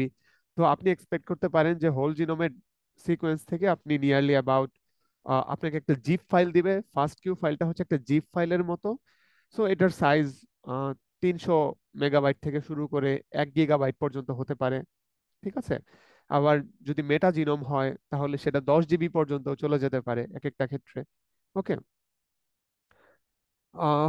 নেক্সট আমরা একটা আউটলাইন দেখি যে আমরা সিকোয়েন্স যখন হাতে পেয়ে গেলাম, ঠিক আছে, সেই হাতে পাওয়া সিকোয়েন্সটাকে আমরা নেক্সট কি কি স্টেপের মধ্যে দিয়ে নিয়ে যাব। ঠিক আছে। এইটা একটু সবাই ভালো করে খেয়াল করেন। যে ধরেন আপনি সিকোয়েন্সিং করলেন, ওকে, যে প্রথমে লেখা আছে সিকোয়েন্সিং। সিকোয়েন্সিং করার পরে এই যে আপনাকে ফার্স্ট কিউ ফরম্যাটে ভেন্ডর আপনাকে র রিড দিল। ঠিক আছে। র রিড মানে এই যে যে ফার্স্ট কিউ ফাইল যেটাকে আমরা বলতেছি। ঠিক আছে। রিড তো আমরা বললাম যে সিকোয়েন্সের যে আউটপুট গুলা। সো যেহেতু সিকোয়েন্সিং তারা করেছে, ভেন্ডররা করেছে, ঠিক আছে। সো আপনাকে যদি একটা নতুন প্রোডাক্ট দেওয়া হয় বা একটা নতুন ব্যাকটেরিয়া কেউ আপনাকে দিল, ঠিক আছে, দেওয়ার পরে আপনি আসলে কি করবেন? সরাসরি কাজ করবেন, নাকি আপনার কাজ হবে হচ্ছে সেটাকে একটু আইডেন্টিফাই করে নেওয়া বা তার পিওর কালচার ডেভেলপ করা? আপনি আগে কোনটা করবেন বলেন তো কেউ? অবশ্যই ওটার মধ্যে যদি কোনো ইমপিউরিটিস স্যার থাকে পিওর সেগুলো কালচার ডেভেলপ করবো আগে। হ্যাঁ, আপনি আগে পিওর কালচার ডেভেলপ করবেন, ঠিক না? কারণ আপনি স্পেসিফিক একটা ব্যাকটেরিয়া নিয়ে কাজ করতে চান। তাহলে আপনি যখন র রিডটা পেলেন, এখানে সিকোয়েন্সিং এর সময় বিভিন্ন কমপ্লেক্সিটি আসতে পারে। কমপ্লেক্সিটি আসতে বলে ইনস্ট্রুমেন্টের এরর হতে পারে, ঠিক আছে। তারপর অ্যাডাপ্টার কানেক্টেড থাকতে পারে। অনেক সময় যেমন স্যাঙ্গার সিকোয়েন্সের ক্ষেত্রে ভেক্টরের সিকোয়েন্স থেকে যায়, ঠিক আছে। তারপর অনেক সময় দেখা যায় যে এটিসিসি সে ডিটেক্ট করতে না পেরে এন এন এন লিখে রাখে, ঠিক আছে, ডিটেক্ট করতে পারে নাই। সো তারপরে হচ্ছে পার সিকোয়েন্স কোয়ালিটি প্রপারলি নাও আসতে পারে। আসলে এই কোয়ালিটি ফ্যাক্টর গুলা কি আমরা একটু পরে দেখব। ঠিক আছে। সো আমাদের প্রথম কাজ হবে হচ্ছে তার কোয়ালিটিটাকে চেক করা। কোয়ালিটি চেক করার জন্য আমরা 8টা বা 9টা ডিফারেন্ট প্যারামিটার দেখি। সো দেখা যাবে যে র সিকোয়েন্স বিভিন্ন কোয়ালিটিতে ফেল করতে পারে, আবার বিভিন্ন কোয়ালিটিতে সে পাস করে যেতে পারে। ঠিক আছে। সো যদি সে বিভিন্ন কোয়ালিটির ক্ষেত্রে ফেল করে, ডেফিনেটলি সেই ক্যারেক্টারিস্টিক্স গুলোকে আমাদেরকে ক্লিয়ার করতে হবে, ঠিক না? যেমন অ্যাডাপ্টার, আমি ডেফিনেটলি চাই না যে আমি যে সিকোয়েন্স নিয়ে কাজ করতে চাই সেটাতে অ্যাডাপ্টার থাকুক। ঠিক আছে। কারণ অ্যাডাপ্টার ব্যাকটেরিয়ার কোনো অংশ না। ওকে। সো আপনি যদি অ্যাডাপ্টার রিমুভ না করেই সিকোয়েন্সটাকে প্রসেস করে এনসিবিআই তে জমা দিলেন যে আপনি একটা অ্যাক্সেশন নাম্বার চান, তার আপনাকে ডিনাই করবে, বলবে যে এটার ভিতরে ফরেন ম্যাটেরিয়ালস আছে। ফরেন ম্যাটেরিয়ালস কি? অ্যাডাপ্টার। ওকে। তারপর আরো কি কি কোয়ালিটি থাকতে পারে? যেমন রিড লেংথ হয়তো আপনি 150 বেস পেয়ার সেট করে দিছেন, কোনো কোনো রিড লেংথ হয়তো বা 40-50 বেস পেয়ারও হতে পারে। ঠিক আছে। আরেকটা ইম্পর্টেন্ট কোয়ালিটি ম্যাটার হচ্ছে, ধরেন আপনি ডিএনএ এক্সট্রাকশনের সময় আপনার কালচারটা যদি পিওর কালচার না হয়, ওকে, অন্য কোনো ব্যাকটেরিয়ার কন্টামিনেশনও হয়ে যেতে পারে। সেক্ষেত্রে দেখেন যখন আপনি সিকোয়েন্সটা নিয়ে কাজ করবেন, ধরেন ক্লেবশিয়েলার মধ্যে যদি স্ট্যাফাইলোকক্কাসের সিকোয়েন্স আসে, তাহলে কি সেটা নিয়ে কাজ করা সম্ভব? ডেফিনেটলি না। আপনি যখন এটাকে সিকোয়েন্সটাকে সাবমিট করতে যাবেন, তখন এনসিবিআই বলবে যে এর মধ্যে কন্টামিনেশন আছে। ওকে। তখন কিন্তু আপনার কাজটা প্রশ্নবিদ্ধ হবে। ঠিক আছে। সো আমরা এটার জন্য যেটাকে এই যে অ্যাডাপ্টার যে রিমুভ করতেছি এটাকে বলতেছি আমরা ট্রিমিং। ওকে। সো ট্রিম বলতে আমরা কি বুঝি? যেমন ধরেন একটা ফল, ওকে, ফলের যে কোনো অংশ যদি পচে যায়, ছোট একটা অংশ, আমরা ফলটা ফেলে না দিয়ে কি করতে পারি? অনেক সময় ফলের পচা অংশটুকু কেটে ফেলে দিই, ফেলে দিয়ে বাকিটা কনজিউম করি, ঠিক না? সো ট্রিমিং এর ব্যাপারটা এরকম যে অ্যাডাপ্টারটা ফরেন, অ্যাডাপ্টারটা আমার দরকার নেই, তাকে আমি টুলস দিয়ে ট্রিম করে কেটে দিলাম। সো বাকি যে অংশগুলো পেলাম সেগুলো নিয়ে আমরা কাজ করব। আর লাস্টলি যেটা বলা হয়েছে যে অ্যালাইনমেন্ট। অ্যালাইনমেন্ট মানে হচ্ছে ধরেন আহ এই ব্যাপারটা হচ্ছে অনেকটা এরকম যে আপনি সিউডোমোনাস অ্যারুজিনোসার সিকোয়েন্স করলেন, কিন্তু দেখলেন যে সিউডোমোনাস অ্যারুজিনোসার সাথে সাথে আরো অনেক ব্যাকটেরিয়ার ডিএনএ এখানে চলে আসছে। তার মানে কি? কন্টামিনেশন হয়েছে। ঠিক আছে। তো আপনার কাছে সিউডোমোনাস অ্যারুজিনোসার একটা রেফারেন্স সিকোয়েন্স আছে। ঠিক আছে। সো রেফারেন্স সিকোয়েন্সকে আপনি সেট করে দিলেন যে এই সিকোয়েন্সের বেসিসে এই রিড গুলোর মধ্যে যারা সিউডোমোনাস অ্যারুজিনোসার তারাই শুধু থাকবে, বাকিরা চলে যাবে। ঠিক আছে। সো এটাকে আমরা বলতেছি অ্যালাইনমেন্ট। সো এই জিনিসগুলো আমরা গ্র্যাজুয়ালি এক্সপ্লোর করব। ওকে। সো যেমন এই ছবিটা আমরা আপনারা সরাসরি চাইলে কিন্তু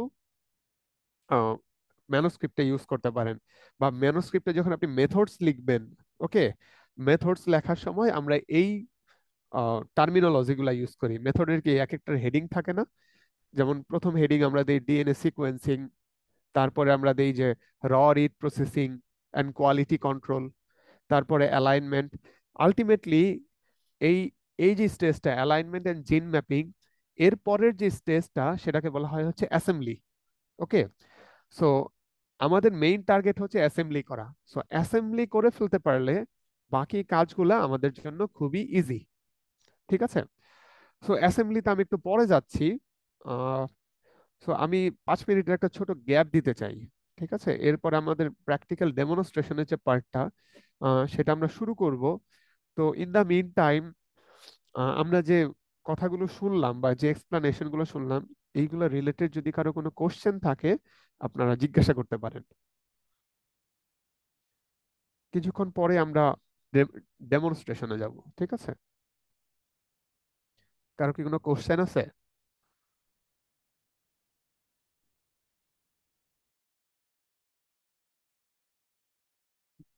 স্যার, আমরা ডিএনএটাকে যখন হচ্ছে গিয়ে ফ্র্যাগমেন্টেশন করব, তখন তো হচ্ছে গিয়ে আমার কোনো সিরিয়াল থাকবে না আর কি, যে ফ্র্যাগমেন্টেশন করার পর যখন হচ্ছে গিয়ে আমরা এমপ্লিফিকেশন করে তারপরে হচ্ছে সিকোয়েন্সটা করতেছি, তখন তো হচ্ছে গিয়ে মানে ডিফারেন্ট ডিফারেন্ট ফ্র্যাগমেন্ট হচ্ছে গিয়ে ডিফারেন্ট টাইমে হচ্ছে গিয়ে, তার মানে এলোমেলো ভাবে হচ্ছে গিয়ে সিকোয়েন্সিংটা হবে আর কি। তারপরে আমরা ওই অ্যালাইনমেন্টটা কিভাবে করবো, যে এই সিকোয়েন্স গুলো হচ্ছে গিয়ে মানে প্রথম 10টা, পরে হচ্ছে গিয়ে এইটা এটা। থ্যাংক ইউ সো মাচ অন্তর আপনার কোশ্চেনটার জন্য। আহ, আপনাকে আরো বেশি থ্যাংক ইউ, কারণ আপনার এই কোশ্চেনটা আমার পরবর্তী যে পার্টটা সেটার দিকে নিয়ে যাবে। তো আমি যদি অ্যান্সার করি এইভাবে যে ডিএনএটাকে যখন ফ্র্যাগমেন্ট করতেছি তখন তো এক একটা ফ্র্যাগমেন্ট এক এক জায়গায় চলে যাচ্ছে, ঠিক না? সো তাহলে আমি কিভাবে তাদেরকে পরে ম্যাচ করাবো? ঠিক আছে, যে হ্যাঁ এই ফ্র্যাগমেন্টের পরে এ ছিল, এর পরে এই সিকোয়েন্সটা ছিল, ঠিক না? যেমন মানুষের স্ট্রাকচারের ক্ষেত্রে কমপ্লিট স্ট্রাকচার কি মাথা, মাথার পরে কি গলা, গলার পরে চেস্ট, তারপর হচ্ছে এই পোর্শন গুলা, ঠিক না?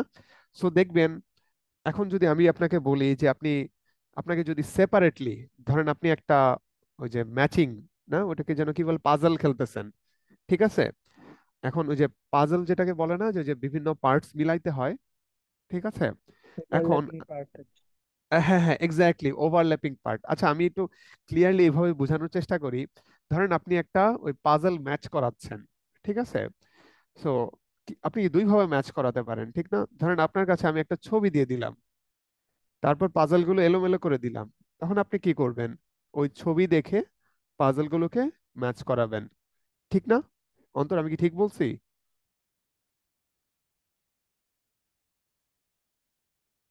অন্তর, শুনতে পাচ্ছেন?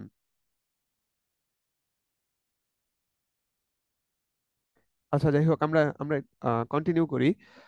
সো এই যে আমরা ছবি দেখে, ঠিক আছে, একটা পাজলকে যখন মিলাচ্ছি, তখন ছবিটাকে আমরা বলতেছি রেফারেন্স। ওকে, এই ছবি দেখে মিলানোটাকে আমরা বলতেছি অ্যালাইনমেন্ট। ওকে, আর এখন ধরেন আপনার কাছে কোনো ছবি নাই, তখন আপনি কি করবেন? পাজলের ক্ষেত্রে আপনি দেখবেন যে কোন পাজলের সাথে কোনটা সবচেয়ে বেশি ভালো ফিট করে, ঠিক না? ধরেন কোন একটা মানুষের ছবি, সেক্ষেত্রে আপনি ফিট করাবেন মাথা, মাথার পরে যে যেটা বললাম গলা। ঠিক আছে, ধরেন আপনাকে একটা পাখির জন্য দেওয়া হলো, ঠিক আছে, তখন আপনি মাথা, তারপর তার সাথে তার লেজ। ঠিক আছে, সো আপনার কাছে কিন্তু এখন ছবি নাই। আপনি যেটা করবেন যে যার সাথে, যে পাজলের সাথে যেটা সবচেয়ে ভালো ফিট করে, ঠিক আছে, এইটাকে বলা হয় হচ্ছে অ্যাসেম্বলি। ঠিক আছে, এটা রেফারেন্স বেসড না। ওকে, সো এই অ্যাসেম্বলি প্রসেসের মাধ্যমে আসলে ঠিক করা হয় যে কোন লেংথের পরে, কোন ফ্র্যাগমেন্টের পরে কোন ফ্র্যাগমেন্টটা আসবে। ঠিক আছে, যদিও আমরা এটা নেক্সট ক্লাসে দেখব। ওকে, সো আমার কোশ্চেনের সামারি যদি আমি অ্যান্সার করি এইভাবে, তাহলে যে আমি ডিএনএ ফ্র্যাগমেন্ট করার সময় সিকোয়েন্স গুলা সেপারেটেড, এক একজন এক এক জায়গায় চলে যাচ্ছে। রিড গুলাকে আমি প্রসেস করার পরে একটার পর একটা কিভাবে জোড়া দিব? Through the process of assembly. Okay, so assembly reference based হতে পারে, আর আরেকটা যে মেথড বললাম যে উইদাউট রেফারেন্স, সেটাকে বলতেছি আমরা ডি নভো অ্যাসেম্বলি। ওকে, সো আমরা এই কোর্সে আমরা দুইটাই দেখব, এটা এবং নেক্সট ক্লাসে দেখব। ঠিক আছে, ডি নভো অ্যাসেম্বলি। আর অন্তরের মনে আরেকটা কি যেন কোশ্চেন ছিল, আমি ভুলে গেছি, একটু বলবেন?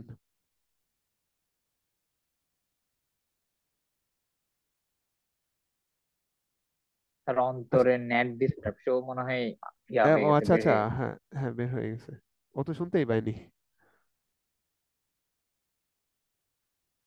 অন্তর আছেন? আপনি কি শুনতে পেয়েছেন? স্যার আমার নেট মনে হয় চলে গেছিল স্যার, মাত্র জয়েন আপনি- করলাম। আচ্ছা, শুনতে পাননি? আচ্ছা, আমি আপনার কোশ্চেনটা আরেকবার একটু বলবেন? স্যার আমার কোয়েশ্চেনটা ছিল হচ্ছে কি, আমরা যখন ডাইজেশন করতেছি তখন তো হ্যাঁ, আমার ডিএনএটা হচ্ছে কি বিভিন্ন ফ্র্যাগমেন্টে হচ্ছে কি ফ্র্যাগমেন্টেড হয়ে যাচ্ছে। হ্যাঁ, তো আমরা হচ্ছে কি ওইটা অ্যালাইনমেন্ট করব কিভাবে? যখন হচ্ছে কি আমরা সিকোয়েন্স করব তখন তো হচ্ছে যে আহ, আমি হচ্ছে কি ম্যাপিংটা মানে আইডিয়া নিতেছি মাথায়, যে হচ্ছে কি ম্যাপিং করতে হলে তো আমরা হচ্ছে কি যে স্টার্টিং থেকে হচ্ছে কি শুরু করে তারপর হ্যাঁ, হ্যাঁ, করি আর হ্যাঁ, কি। তো হ্যাঁ, আমি সেক্ষেত্রে এটাই আমরা এক্সপ্লেন আমাদের করতেছিলাম, কিন্তু আপনি সামহাও মিস হয়ে গেছেন। আমি তাহলে আরেকবার একটু রিকল করি।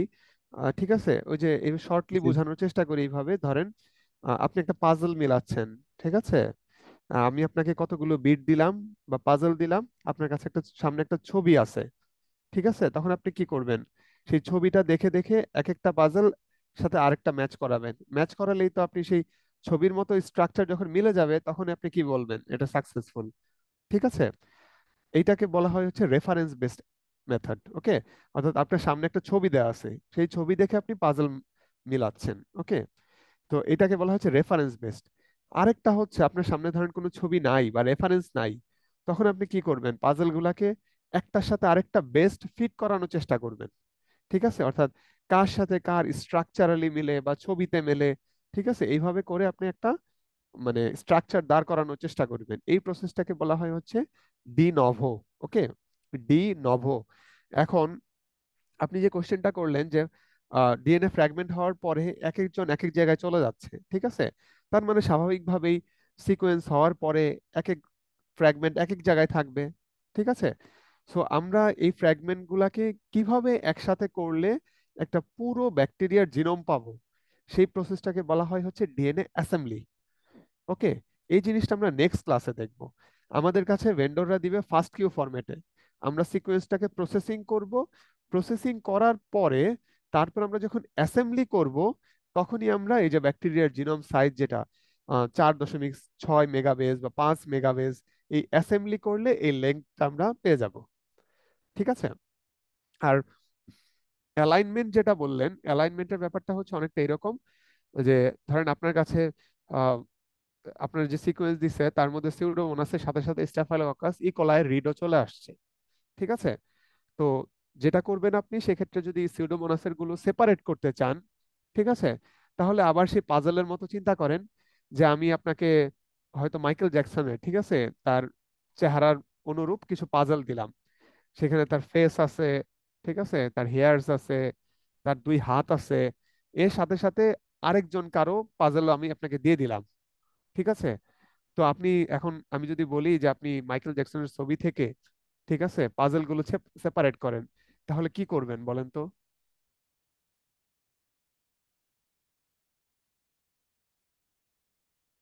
আমি হচ্ছে গিয়ে কম্পেয়ার করবো যে পিকচারের সাথে হচ্ছে গিয়ে কোন পার্ট গুলো হচ্ছে গিয়ে সবচেয়ে বেশি সিমিলার। হ্যাঁ, সিমিলার, এক্স্যাক্টলি। তারপরে যেগুলো মিলবে না সেগুলো কি রেখে দিবেন না ফেলে দিবেন? ফেলে দিব। ডেফিনেটলি এটাই হচ্ছে যে রেফারেন্স বেসড অ্যাসেম্বলি, এই যে ম্যাপিং যেটা বললাম। ঠিক আছে? তার মানে সিউডোমোনাসের সাথে ইকোলাই ডিএনএও আছে, সিকোয়েন্স আছে। আপনি শুধুমাত্র সিউডোমোনাসের একটা রেফারেন্স সিকোয়েন্স ডাউনলোড করলেন, করে আপনার ওই রেফারেন্সের সাথে আপনার সিকোয়েন্সটাকে ম্যাপ করবেন। ম্যাপ করলে যারা ম্যাপ করবে তারাই শুধু থাকবে, আর যারা করবে না তারা সেপারেট ফাইল হিসাবে আলাদা হয়ে যাবে। সো এইভাবে আমরা হচ্ছে অ্যালাইনমেন্ট করি। ঠিক আছে? So, আর কারো কোনো কোশ্চেন আছে?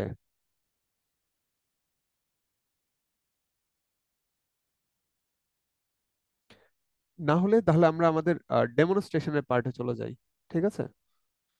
স্যার আমার আরেকটা কোয়েশ্চেন ছিল। হ্যাঁ, হ্যাঁ, ডেফিনেটলি। স্যার আমরা যখন ইলুমিনা সিকোয়েন্সিং করি সেক্ষেত্রে হচ্ছে কি আমাদের রিডের লিমিট হচ্ছে কি 50 থেকে 500। হ্যাঁ, তো আমরা যখন ফ্রেগমেন্ট করব তখন তো হচ্ছে কি বিভিন্ন লেন্থের হচ্ছে কি ফ্রেগমেন্ট গুলা হবে।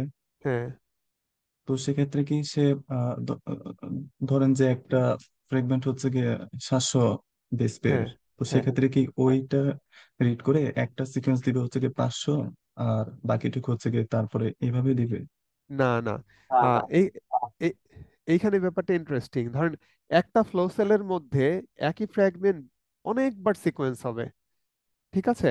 ধরেন প্রথমবার সিকোয়েন্স হলো 1 থেকে 500, ঠিক আছে? এখন সেখানে যে এনজাইম বা ফ্লোরোসেন্ট লেভেল এটিজিসি তারা তো জানে না যে ডিএনএ এর পজিশন কোথায়, ঠিক আছে? তারা যখন যে ফ্র্যাগমেন্টকে পাবে সেখান থেকে অ্যাম্প্লিফাই করার চেষ্টা করবে। এখন খেয়াল করেন, ধরেন প্রথম ফ্র্যাগমেন্ট তৈরি হলো 1 থেকে 500 নিউক্লিওটাইড। এখন পরের ফ্র্যাগমেন্টে আবার হলো হচ্ছে ধরেন 200 থেকে 700 পর্যন্ত। খেয়াল করেন এখানে কিছু ওভারল্যাপিং ফ্র্যাগমেন্ট তৈরি হচ্ছে না, যে 1 থেকে 400, আবার 300 থেকে 500। তাহলে কিন্তু মাঝখানে 100 বেস পেয়ারের একটা ওভারল্যাপিং ফ্র্যাগমেন্ট তৈরি হলো, ঠিক আছে? আবার পরে কেউ ফ্র্যাগমেন্ট হয়তো তৈরি হচ্ছে যে 400 থেকে 600, ঠিক আছে? এরকম বিভিন্ন লেংথের ফ্র্যাগমেন্ট তৈরি হয়। এই ফ্র্যাগমেন্ট গুলাকে জোড়া দিলেই আপনি এরকম একটা অ্যাসেম্বলি ফাইল পাবেন, ঠিক আছে? বুঝাইতে পারছি? Yes. সো আমরা তাহলে মনে হয় আমাদের ল্যাব পার্টে চলে যাই, ডেমনস্ট্রেশনের শুরুতে। উম,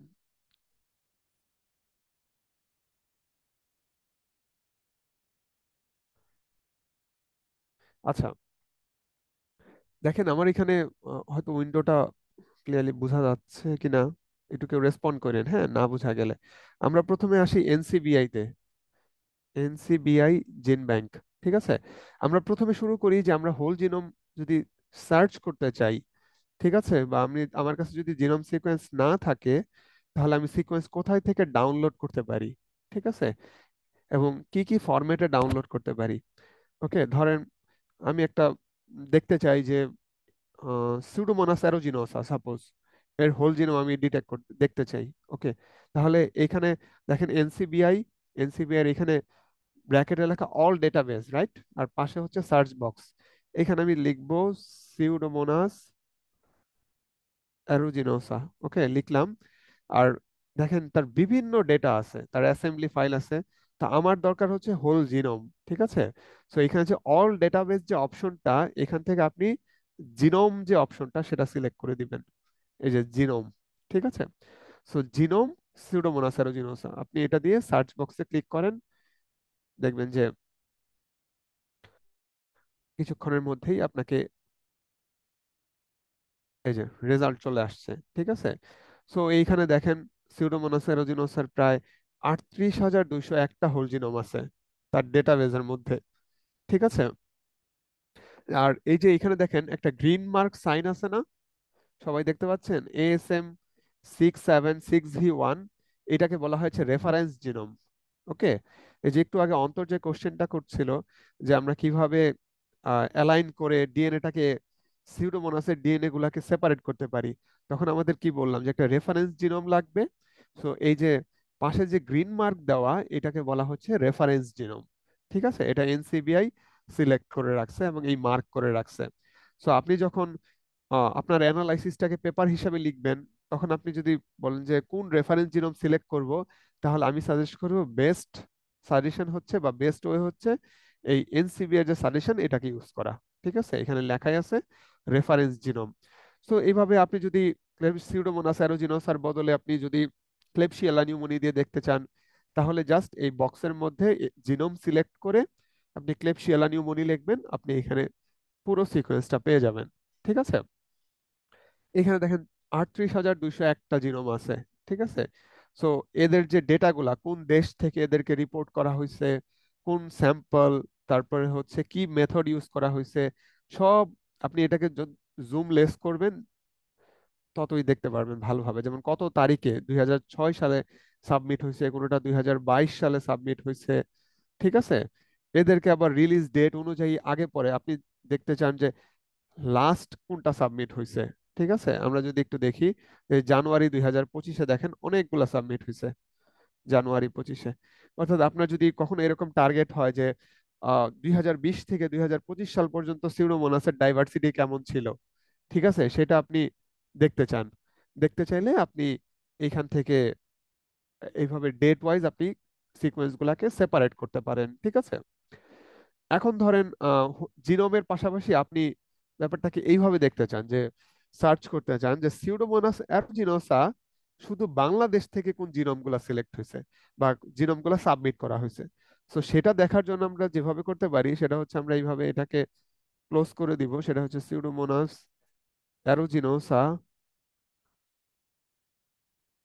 নোসা লিখে আমরা ইনভার্টেড ক্লোজ করে দিব, এরপরে লিখবো এন্ড। এন্ড লিখে আরেকটা ইনভার্টেড এর মধ্যে আমরা জাস্ট কান্ট্রি নেমটা মেনশন করে দিব, বাংলাদেশ। ঠিক আছে, আমরা যদি এইভাবে সার্চ করি যে সিউডোমোনাস অ্যারুজিনোসা এন্ড বাংলাদেশ, তাহলে দেখেন এখানে আপনি বাংলাদেশ থেকে যত ধরনের কাজ হয়েছে সবগুলাই দেখতে পারবেন। ঠিক আছে, সো আমরা এখন এখান থেকে চলে যাব হচ্ছে এই জিনোম অপশনে। জিনোম অপশনেও যেতে পারি, অথবা আমরা চাইলে এই যে এসআরএ যে ফাইলটা আছে বা এই যে নিউক্লিওটাইড, এখানে দেখেন বায়ো প্রজেক্ট আছে, বায়ো স্যাম্পল আছে, এসআরএ ফাইল আছে। ঠিক আছে, আমরা চাইলে এই এসআরএ ফাইলের থেকেও দেখতে পারি। ঠিক আছে, এসআরএ মানে হচ্ছে সিকোয়েন্স রিড আর্কাইভ। ওকে, আর্কাইভ মানে হচ্ছে যেখানে সব সিকোয়েন্স গুলা রাখা আছে। ঠিক আছে, সো আপনি যদি এখানে এখানে দেখেন, দেখেন প্রায় 52টার মতো সিকোয়েন্স সাজেস্ট করতেছে।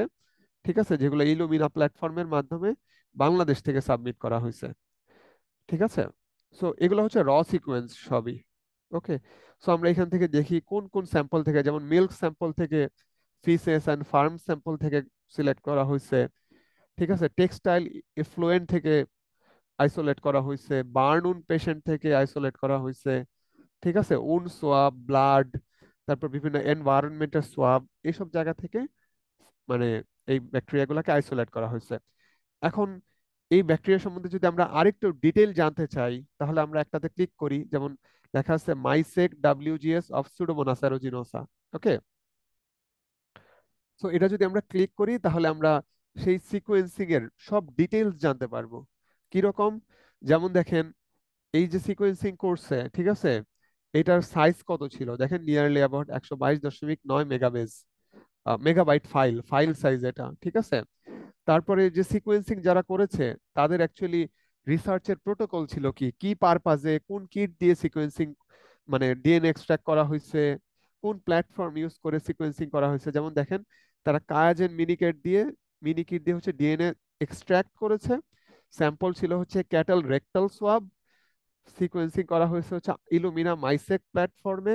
এই স্ট্র্যাটেজিটা ছিল পেয়ার্ড এন্ড সিকোয়েন্সিং, আর হচ্ছে রিড লেংথ ছিল নিয়ারলি অ্যাবাউট এরকম। ঠিক আছে, এখন আমরা যদি এই যে লাইব্রেরি অপশনটা খেয়াল করি, এখানে আরো কিছু ইনফরমেশন পাবো। নেম, নেম মানে হচ্ছে আইসোলেটের স্ট্রেইন নেম কি ছিল।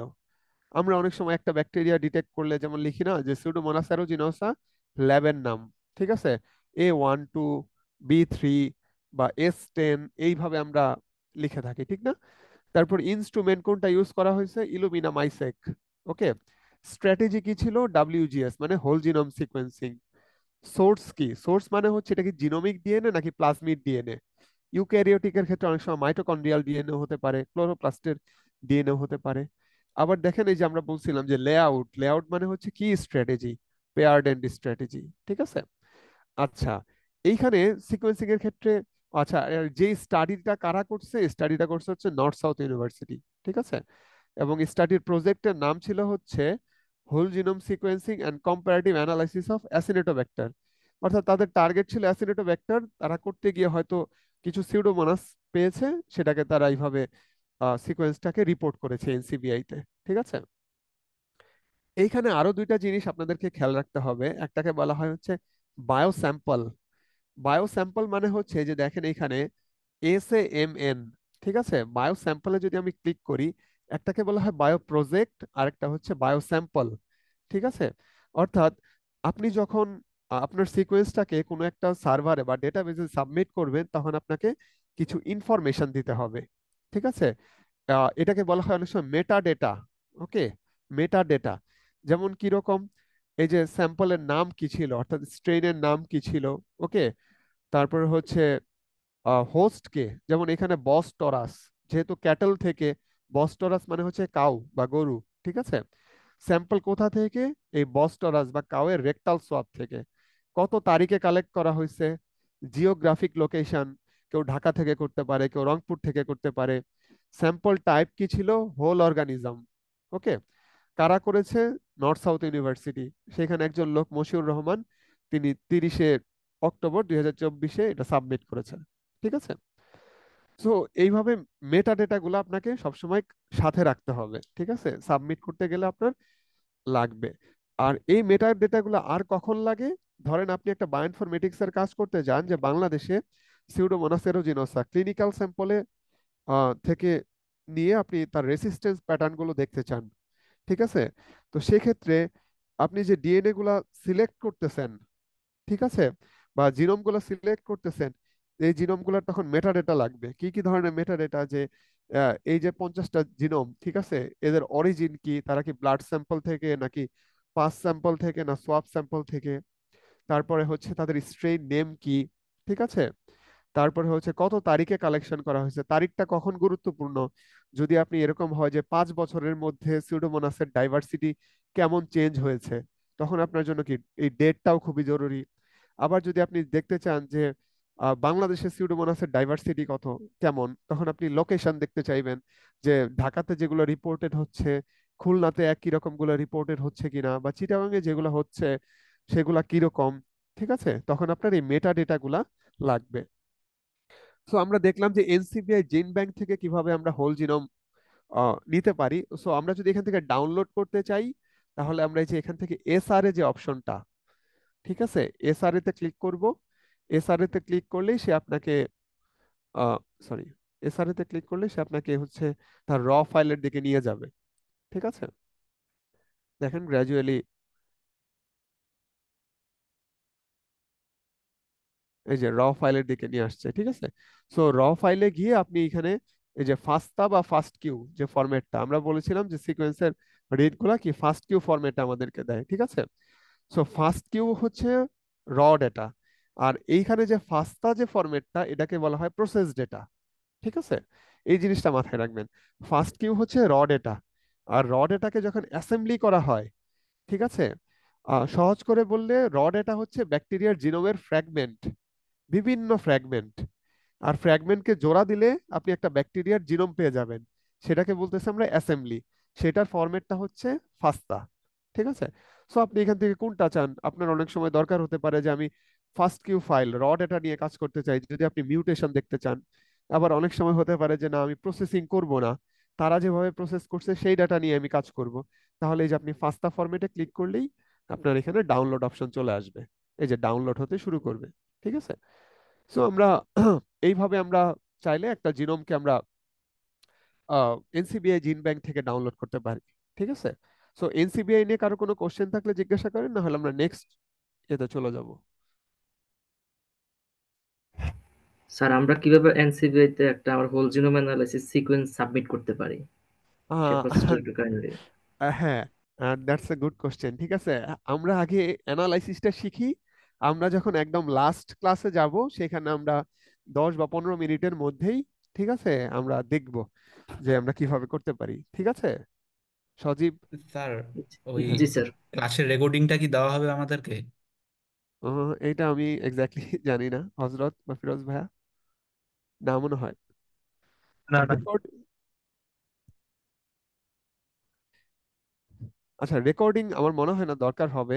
আর আপনাদের কোনো হেল্প করার লাগলে, ঠিক আছে, আমাকে মেইল দিলে আমি সার্বক্ষণিক চেষ্টা করব হেল্প করার। আর আর ওই যে সিকোয়েন্স সাবমিশন যিনি বললেন কথাটা, ঠিক আছে, আপনার যদি খুব জরুরি হয় আমি আপনাকে একটা ভিডিও দিয়ে দিতে পারি, আপনি চাইলে সেটা দেখেও সাবমিট করতে পারেন। It's very easy. কিন্তু সাবমিট করার আগে তো আপনাকে সিকোয়েন্সটা প্রসেসিং করতে হবে। ঠিক আছে। তো সেই স্টেজগুলো আমরা আগে ভালো করে শিখি, একদম লাস্ট স্টেজে গিয়ে আমরা দেখবো যে কিভাবে সিকোয়েন্স সাবমিট করতে হয়, কি কি ইনফরমেশন লাগে, আমাদের কখন অ্যাক্সিশন নাম্বার দেয়, বায়ো প্রজেক্ট এবং বায়ো স্যাম্পল আইডি কিভাবে লিখবো, এই জিনিসগুলো আমরা দেখবো। ঠিক আছে। জি তো স্যার, আমরা, থ্যাংক ইউ। হ্যাঁ, নেক্সট আমরা আরেকটা টুলসে যাই, এটার নাম হচ্ছে বিভিবিআরসি। ওকে। এটা একটু একটু আগে আমরা একটা নাম দেখেছিলাম, সেটার নাম ছিল প্যাট্রিক। ওকে। সো এইটারই নতুন নাম হচ্ছে বিভিবিআরসি। ঠিক আছে, bacterial and viral bioinformatics resource centre. So এইটাকে যদি আপনি ইউজফুল মানে আহ, মানে এটা কি বলবো, ভালোভাবে ইউজ করতে চান, তাহলে আপনাকে একটা অ্যাকাউন্ট খুলে নিতে হবে। ঠিক আছে। সো আপনি গেলেই এখানে আপনাকে লগ ইন করতে বলবে। এই যে আমি লগ ইন করে নিয়েছি already. So log in very easy. আপনি একটা ইমেল আইডি দিয়ে রেজিস্টার করবেন, তারা আপনাকে একটা ভেরিফিকেশন দিবে, আপনি ভেরিফিকেশন মেইলে ক্লিক করলেই হয়ে গেল। ঠিক আছে। সো এখানে গিয়ে আমরা যেটা যাব এই অর্গানিজমসে। ঠিক আছে। সো বিভিবিআরসি সব ধরনের অর্গানিজমের জিনোম তারা খুব একটা রাখে না। যেমন আমরা এখানে দেখতে পাচ্ছি ব্যাকটেরিয়াল প্যাথোজেনের একটা লিস্ট আছে। সো আপনার যদি টার্গেট থাকে যে অনলি স্ট্যাফাইলোকক্কাস অরিয়াস, ওকে, আপনি স্ট্যাফাইলোকক্কাসে ক্লিক করেন, আপনি এখানে স্ট্যাফাইলোকক্কাস রিলেটেড সব ইনফরমেশন এখানে পেয়ে যাবেন। ঠিক আছে। দেখেন তাদের একটা বেশ ভালো ডেটাবেজ আছে, এবং এটা হচ্ছে তাদের সামারি ডেটাবেজ। হ্যাঁ, কোন কোন দেশ থেকে তাদের সিকোয়েন্স আছে, যেমন জার্মানি, ইউনাইটেড কিংডম, চায়না। এই স্ট্যাফাইলোকক্কাস অরিয়াসের হোস্ট কারা ছিল, যেমন হিউম্যান আইসোলেট আছে, অ্যাভিয়ান আইসোলেট আছে। ঠিক আছে। নন হিউম্যান ম্যামালস আছে। ওকে। তারপরে কালেকশন ইয়ার 2014 থেকে শুরু করে। ঠিক আছে। বাট এই আমার জানা মতে বিভিবিআরস আসলে খুব একটা আপডেট হয় না। ঠিক আছে। এই জন্য আপনি আপডেটেড সিকোয়েন্স গুলা চেতে চাইলে আমি সাজেস্ট করবো সবসময় এনসিবিআই ইউজ করবেন। ঠিক আছে। এনসিবিআই হচ্ছে মানে রিসার্চাররা এটাকে সবচেয়ে বেশি রিলায়েবল মনে করে। ঠিক আছে। এবং এদের আর্কাইভিংও খুব ভালো, এবং এদের অ্যাকসেপ্টেবিলিটিও বেশি। ওকে। সো এই ধরনের সিকোয়েন্স যদি ডাউনলোড করতে হয় হোল জিনোম, তাহলে আমি সবার আগে প্রায়োরিটি যদি আমাকে জিজ্ঞাসা করেন, আমি বলবো যে আপনি এনসিবিআই সাবমিশন মানে এটাকে ইউজ করবেন। ঠিক আছে। আর যদি কোনো পার্টিকুলার ব্যাকটেরিয়ার জন্য দরকার হয়, কিন্তু আপনার জন্য হয়তো তাদের ডেট, ঠিক আছে, হোস্ট, এগুলো ব্যাপার না, তাহলে আপনি চাইলে এইসব আদার্স ডেটাবেজে ইউজ করতে পারেন। সো বিভিবিআরসি একটা বললাম, এনসিবিআই তো আমরা অলরেডি বলছি। আরেকটা দেখতে পারি আমরা হচ্ছে, সেটা হচ্ছে পাব এমএলএসটি। ঠিক আছে। পাব এমএলএসটি তো বেশ ভালো জিনোমিক্স এর মানে জিনোমের কালেকশন আছে। যেমন এখানে আপনি পাব এমএলএসটি তে গিয়ে অর্গানিজমসে ক্লিক করবেন, তারপর আপনি কোন অর্গানিজম নিয়ে কাজ করতে চান, যেমন তাদের এখানে কিছু পপুলার ডেটাবেজ আছে, অর্থাৎ কোন জিনোম গুলা রিসার্চাররা বেশি ডাউনলোড করে এখান থেকে, তার উপর ডিপেন্ড করে তারা মোস্ট পপুলার একটা অপশন তৈরি করে রাখছে। যেমন বাট আপনার যদি টার্গেট থাকে যে আপনি অন্য কোনো ব্যাকটেরিয়া নিয়ে কাজ করতে চান, তাহলে আপনি চলে যাবেন সেই ব্যাকটেরিয়াতে। যেমন এখানে লেটারের ক্রনোলজি অ্যাসেন্ডিং অর্ডারে সাজানো আছে। ধরুন আপনি সিউডোমোনাস নিয়ে কাজ করতে চান, আপনি চাইলে এখানে লিখে দিতে পারেন, অথবা এখানে পি তে ক্লিক করলেই সিউডোমোনাস অ্যারুজিনোসার সিকোয়েন্স গুলো চলে আসবে। এই যে চলে আসছে অলরেডি। আমরা এখান থেকে দেখি, এই যে সিউডোমোনাস অ্যারুজিনোসা। ওকে। এইখান থেকে গিয়ে আমরা এই যে isolate collection and genome collection, okay, আমরা এখান থেকে জিনোম কালেকশনে চলে যাব। গিয়ে আমরা চাইলে দেখেন এখান থেকে কাস্টমাইজ সার্চও করতে পারি। কাস্টমার সার্চ মানে হচ্ছে ধরেন আমি কান্ট্রি ওয়াইজ সিলেক্ট করতে চাই, তাহলে কান্ট্রি, ধরেন আমি দেখি এখানে যদি বাংলাদেশের জিনোম কেউ সাবমিট করে থাকে, বাংলাদেশ লিখলাম, লিখে আমি এখান থেকে সার্চ করি। সার্চ করলে দেখেন এই যে এখান থেকে বাংলাদেশ থেকে এখানে 14টা জিনোম বিভিন্ন সময় সাবমিট করা হয়েছিল। সো আপনি এই আইডির মধ্যে ক্লিক করলেই এই জিনোমের ডেটাগুলা সব চলে আসবে। ঠিক আছে। এই যে এই জিনোমের লেংথ, আর আপনি যদি এই জিনোমটাকে ডাউনলোড করতে চান, তাহলে এখান থেকে আপনি এই যে শো সিকোয়েন্স বিন, ওকে, এখানে ক্লিক করবেন। ক্লিক করলেই এই যে ফাস্টা ফরম্যাট আপনাকে দিয়ে দিবে। ঠিক আছে। এই ফাস্টা ফরম্যাটে ক্লিক করলেই সিকোয়েন্সটা, যদিও তারা এখন লগ ইন করতে বলছে, আমার লগ ইন করা নাই, বাট আপনি ডাউনলোড করার সময় এখানে লগ ইন করে নেবেন। ঠিক আছে। সো এটা বুঝতে পারছি সবাই। তাহলে আমি নেক্সট চলে যাই, সেটা হচ্ছে ইউরোপিয়ান নিউক্লিওটাইড আর্কাইভ, ওকে, বা ইএনএ ডেটাবেস। সো ইএনএ ডেটাবেসও বেশ আপডেটেড। ঠিক আছে। যদি বলা হয় যে কোনটা রিলায়েবল, তাহলে আমি এনসিবিআই এর পরেই রাখবো হচ্ছে এই ইউরোপিয়ান নিউক্লিওটাইড আর্কাইভকে। ঠিক আছে। আবার কিছু কিছু ক্ষেত্রে দেখা যায় যে ইউরোপিয়ান নিউক্লিওটাইড আর্কাইভ, তারপর পাব এমএলএসটি, এদের মধ্যে ওভারল্যাপিং থাকে। ওভারল্যাপিং মানে হচ্ছে হয়তো রিসার্চাররা বিভিন্ন জায়গায় সাবমিট করে রাখছে। ঠিক আছে। বিভিন্ন জায়গায় কেন সাবমিট করে, ধরেন এনসিবিআই হচ্ছে গ্লোবাল প্ল্যাটফর্ম। ঠিক আছে। এটা রিলায়েবল এবং এটার অ্যাকসেপ্টেবিলিটি হাই। কিন্তু অনেক সময় রিসার্চাররা কি করে, কনসোর্টিয়াম করে। যেমন আহ, কয়েকজন রিসার্চার মিলে হয়তো বললো যে আমরা ইউরোপের যে জিনোমগুলা বা জার্মানির যে জিনোমগুলা তাদের জন্য আলাদা একটা আর্কাইভ করব। তখন তারা কি করে, দুইটা জায়গায় দেয়। ওকে। সো যদি আপনি এরকম হয় যে গ্লোবাল কোন একটা জিনোম নিয়ে কাজ করতে চান, যে সিউডোমোনাস অ্যারুজিনোসার যত জিনোম আছে সবগুলো নিয়ে কাজ করতে চান, তাহলে আপনি যদি মাল্টিপল ডেটাবেস থেকে তাদেরকে ডাউনলোড করেন তাহলে চেক করে নেবেন যে এখানে ওভারল্যাপিং আছে কিনা। ঠিক আছে, এজন্য সবসময় আমি প্রেফার করি হচ্ছে এনসিবিআই জেন ব্যাংকটাই। ঠিক আছে।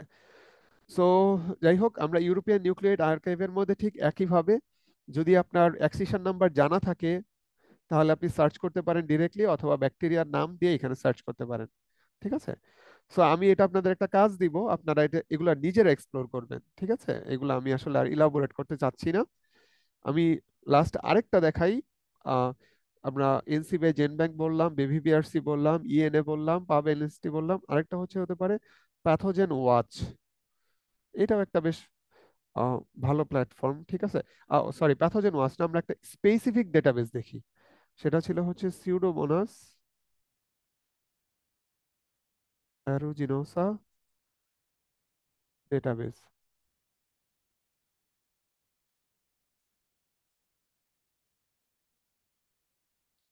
ঠিক আছে, আমরা একটা স্পেসিফিক প্যাথোজেনের জন্য দেখি Pseudomonas aeruginosa database. It's a very good collection of Pseudomonas aeruginosa. ঠিক আছে, ওই যে আমরা একটু আগে যেটা বলছিলাম যে কোনো কোনো জিনোম হয়তো বিভিন্ন জায়গায় থাকতে পারে। সো এনসিবিএ তেও রিসার্চাররা দিয়েছে, আর সিউডোমোনাস অ্যারুজিনোসার জন্য একটা আলাদা কনসোর্টিয়াম ডেভেলপ করতেছে। ঠিক আছে, যাতে রিসার্চাররা সহজেই জিনোমগুলো এখান থেকে এসে খুঁজে নিয়ে যেতে পারে, তাদের যেন এনসিবিআই তার সার্চ করতে না হয়। ঠিক আছে। সো এখানে প্রায় নিয়ারলি অ্যাবাউট, দেখেন, কমপ্লিট জেনোম আছে প্রায় 1324টা, ড্রাফট জিনোম আছে প্রায় 12,906। সো আমরা বলতে পারি এই কমপ্লিট জিনোম আর ড্রাফট জিনোমের ব্যাপারগুলো আমরা নেক্সট ক্লাসে দেখবো, হ্যাঁ, অ্যাসেম্বলি করার সময়। ওকে। সো আমরা কি যেহেতু, হ্যাঁ, স্যার জি, আমরা এইখান থেকে কোনো স্পেসিফিক লাইক আমরা যদি কোনো মানে রিসার্চের জন্য বা থিসিসের জন্য আমাদের স্পেসিফিক অ্যান্টিবায়োটিক রেজিস্ট্যান্ট বা স্পেসিফিক কোনো জিনের প্রয়োজন হয়, জিন আমরা কম্পেয়ার করতে চাচ্ছি বা দেখতে চাচ্ছি, হ্যাঁ, হ্যাঁ, সেক্ষেত্রে কি আমরা লাইক স্পেসিফিক জিনের বা স্পেসিফিক যে জেনেটিক ম্যাটেরিয়ালের আমরা কি একদম স্পেসিফিক ইয়ে ডাউনলোড করতে পারবো বা খুঁজতে হ্যাঁ, পারবো? সাপোজ ডেফিনেটলি পারবেন, ডেফিনেটলি পারবেন। মাসের আ- সিউডোমোনাসের যদি জেন্টামাইসিন রেজিস্ট্যান্ট ক্যাপাবিলিটিস নিয়ে আমরা যদি কাজ করতে চাই, হ্যাঁ, তাহলে আমার তো পুরা জিনটাকে অ্যানালাইজ করার তো দরকার হবে না, শুধু যদি ওই জিনটা যদি আমি কিভাবে মানে হ্যাঁ, বের হ্যাঁ, করতে। হ্যাঁ, হ্যাঁ, ভালো কোশ্চেন। সো আপনি সেটা কিভাবে সার্চ করবেন, এটাই কোশ্চেন। জি স্যার। আচ্ছা, সেক্ষেত্রে সাজেশন হচ্ছে, খেয়াল করেন, যেহেতু আপনি জেন্টামাইসিন নিয়ে কাজ করতে চান, তার মানে নিশ্চয়ই আপনি, আপনার প্রথম কাজ হবে হচ্ছে লিটারেচার দেখা যে জেন্টামাইসিন রেজিস্ট্যান্সের জন্য সিউডোমোনাস অ্যারুজিনোসাতে কোন জিন রেসপন্সিবল। ওকে, তারপরে সেই জিনের নাম দিয়ে আপনি এনসিবিআই তে সার্চ করবেন। ও, ও, ঠিক আছে। তো আপনি যখন সার্চ করবেন তখন সে আপনাকে, এখন যদি রেলিভেন্ট জিন আরো ব্যাকটেরিয়ার মধ্যে থাকে তাহলে পাশে অপশন আসবে যে সিউডোমোনাস অ্যারুজিনোসা ক্লেবশিয়েলা, তখন আপনি কাস্টমাইজ করে ফেলবেন যে অনলি সিউডোমোনাস অ্যারুজিনোসা। ঠিক আছে। এরপরে যদি আপনি জানতে চান যে একই জিনের মধ্যে ডাইভার্সিটি বিভিন্ন দেশে আছে কিনা, তাহলে পাশের মেটাডেটা থেকে সিলেক্ট করে দিবেন, বাংলাদেশেরটা ডাউনলোড করলেন। ঠিক আছে, তারপরে হচ্ছে ইংল্যান্ড বা আদার্স দেশেরটা ডাউনলোড করলেন। ঠিক আছে, জাস্ট সার্চ বারের ওইখানে ওই যে এনসিবিআই এর ওইখানে ব্যাকটেরিয়ার নামের পরিবর্তে আপনি জিনের নাম দিয়ে সার্চ করবেন। ঠিক আছে। আর শুধু সিউডোমোনাস অ্যারুজিনোসা হলে ওই যে ইনভার্টেড এর ভিতরে জিনের নাম এন্ড আবার আরেকটা ইনভার্টেড কমা সিউডোমোনাস অ্যারুজিনোসা লিখে দিবেন। ঠিক আছে, বুঝতে পেরেছেন? সো জি আপনি এইভাবে সার্চ করে দেখতে পারেন, যদি কোনো ট্রাবল হয় বা প্রবলেম হয় আমাকে জানাবেন, আমি সলভ করার চেষ্টা করব। আচ্ছা, সো সিউডোমোনাস জিনোমের ডেটাবেজের মধ্যে ঠিক একইভাবে আপনাদের কাছে রিকোয়েস্ট থাকবে, আপনারা এই এগুলো এক্সপ্লোর করবেন। ঠিক আছে, অনেক বুঝে এক্সপ্লোর করার দরকার নেই, আপনি জাস্ট কিছু র্যান্ডম ক্লিক করেন। যেমন এখানে এক্সাক্ট নাম জানতে চেয়েছে, যেমন এই যে একটু আগে আহ, মহিবুর মনে হয় আপনি জিজ্ঞাসা করলেন যে জিনের নাম সিউডোমোনাস এরোজিনোসা, দেখেন এইখানে তারা এক্সাক্ট নাম জানতে চেয়েছে। ঠিক আছে, ধরেন একটা জিন হচ্ছে যেমন গাইরে। ঠিক আছে, তো আমি চাইলে এখান থেকে সিউডোমোনাসের গাইরে দিয়ে সার্চ করে দেখতে পারি। ঠিক আছে। সো কমপ্লিট জিনোমের মধ্যে হতে পারে, ড্রাফট জিনোমের মধ্যে হতে পারে। সো এইভাবে সার্চ করলে আপনি গ্র্যাজুয়ালি রেজাল্ট গুলো পেয়ে যাবেন। ওকে। সো এই যে দেখেন, গাইডের বিভিন্ন সিকোয়েন্স চলে আসছে, এই যে কোডিং সিকোয়েন্স, তার জিন লেংথ কতটুকু। ঠিক আছে। সো আপনি চাইলে এই লোকাস ট্যাগের এখানে বা এই সাব ইউনিটে ক্লিক করে আপনি জিনের সিকোয়েন্সটাকে ডাউনলোড করে ফেলতে পারেন। ঠিক আছে। সো আমাদের ডেটাবেজের সার্চটা আমরা এখানে শেষ করব। এরপর আমরা চলে যাব হচ্ছে আমাদের র ফাইলগুলো আসলে দেখতে কেমন হয়। ঠিক আছে, আমরা এখন সেই টপিকসে চলে যাই।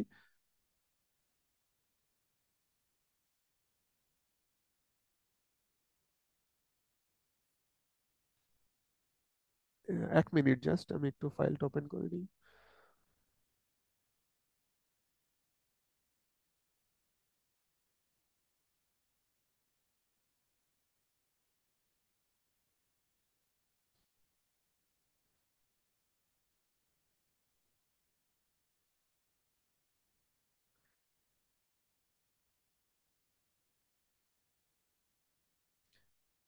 আচ্ছা, আপনারা কি স্ক্রিন দেখতে পাচ্ছেন? যেখানে লেখা এমআরআই দেখতে পাচ্ছেন সবাই? জি স্যার। জি স্যার। আচ্ছা, আমরা যদি একটু দেখি এখন এখানে, এখন বলেন আমরা কি বলেছিলাম যে র ফাইলগুলো আমাদেরকে কি ফরম্যাটে দিবে? কিউ ফরম্যাটে। ফার্স্ট কিউ ফরম্যাটে, ঠিক না? সো এই বাম পাশের ফোল্ডারটাকে আপনি এক্সক্লুড করেন, এটা বাদ দেন। এখানে দেখেন দুইটা ফাইল দেয়া আছে, ঠিক না?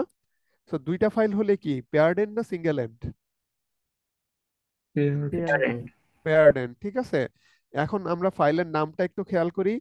দেখেন লেখা MRI7S6, তারপরে এই যে R1 আর হচ্ছে R2। সো MRI7S6 হচ্ছে আইসোলেট আইডি, ঠিক আছে। অর্থাৎ আপনি কি নামে তাকে ডিফারেন্সিয়েট করতে চান। যেমন অনেক সময় আমাদের কাছে 5টা সিউডোমোনাস থাকলে আমরা কি বলি, S1 S2 S3 S4 S5, ঠিক না? সো এই নাম। আর এই যে R1 R2, কে বলা হয় হচ্ছে এই যে ফরওয়ার্ড ফরওয়ার্ড। মানে স্ট্র্যান্ড, ঠিক আছে। আর R2 কে বলা হয় হচ্ছে রিভার্স, ঠিক আছে। সো আপনি যখন পরবর্তীতে ডেটাবেজে বা কোনো একটা ফোল্ডারের ভিতরে বা টুলসের ভিতরে কাজ করতে যাবেন, তখন আপনাকে যদি বলে ফরওয়ার্ড স্ট্র্যান্ড এবং রিভার্স স্ট্র্যান্ড সিলেক্ট করে দিতে, তখন ফরওয়ার্ডে আপনি দিবেন R1 আর রিভার্সে দিবেন হচ্ছে R2। ওকে। আর যদি বলে যে এটা কি টাইপ, সিঙ্গেল এন্ড না পেয়ার্ড এন্ড, তখন আপনাকে এটা পেয়ার্ড এন্ড হিসেবে দিতে হবে, ঠিক আছে। আপনি এই গ্যালাক্সিতে যখন আমরা কাজ করব একটু পরে, তখনই দেখবো যে আপনি যদি পেয়ার্ড এন্ড সিলেক্ট করে দেন তাহলে আপনার দুইটা ঘর আসবে, আর আপনি যদি সিঙ্গেল এন্ড সিলেক্ট করে দেন তাহলে একটা ঘর আসবে। ওকে। এখন এই ফাইলগুলো দেখতে কেমন, ঠিক আছে। ফার্স্ট কিউ এটা জিপ ফাইল হিসেবে দিয়েছে, তো আমি দেখেন বাম পাশে একটা ফাইলকে আনজিপ করে নিয়েছি, ঠিক আছে। অনলি R1 কে আমরা আনজিপ করে নিয়েছি। সো দেখেন এই যে this is the FASTQ sequence file, ঠিক আছে। সো এটার সাইজ কত দেখেন, নিয়ারলি অ্যাবাউট 936 মেগাবাইট, ঠিক আছে। আর এটাকে জিপ করার ফলে এটা লেন্থ কিছুটা কমে গিয়েছে 324 মেগাবাইট, ঠিক আছে। সো সিকোয়েন্সিং এর ডেপথ যত বাড়বে, রিড যত বেশি, এর লেন্থটা তত বাড়বে, ঠিক আছে।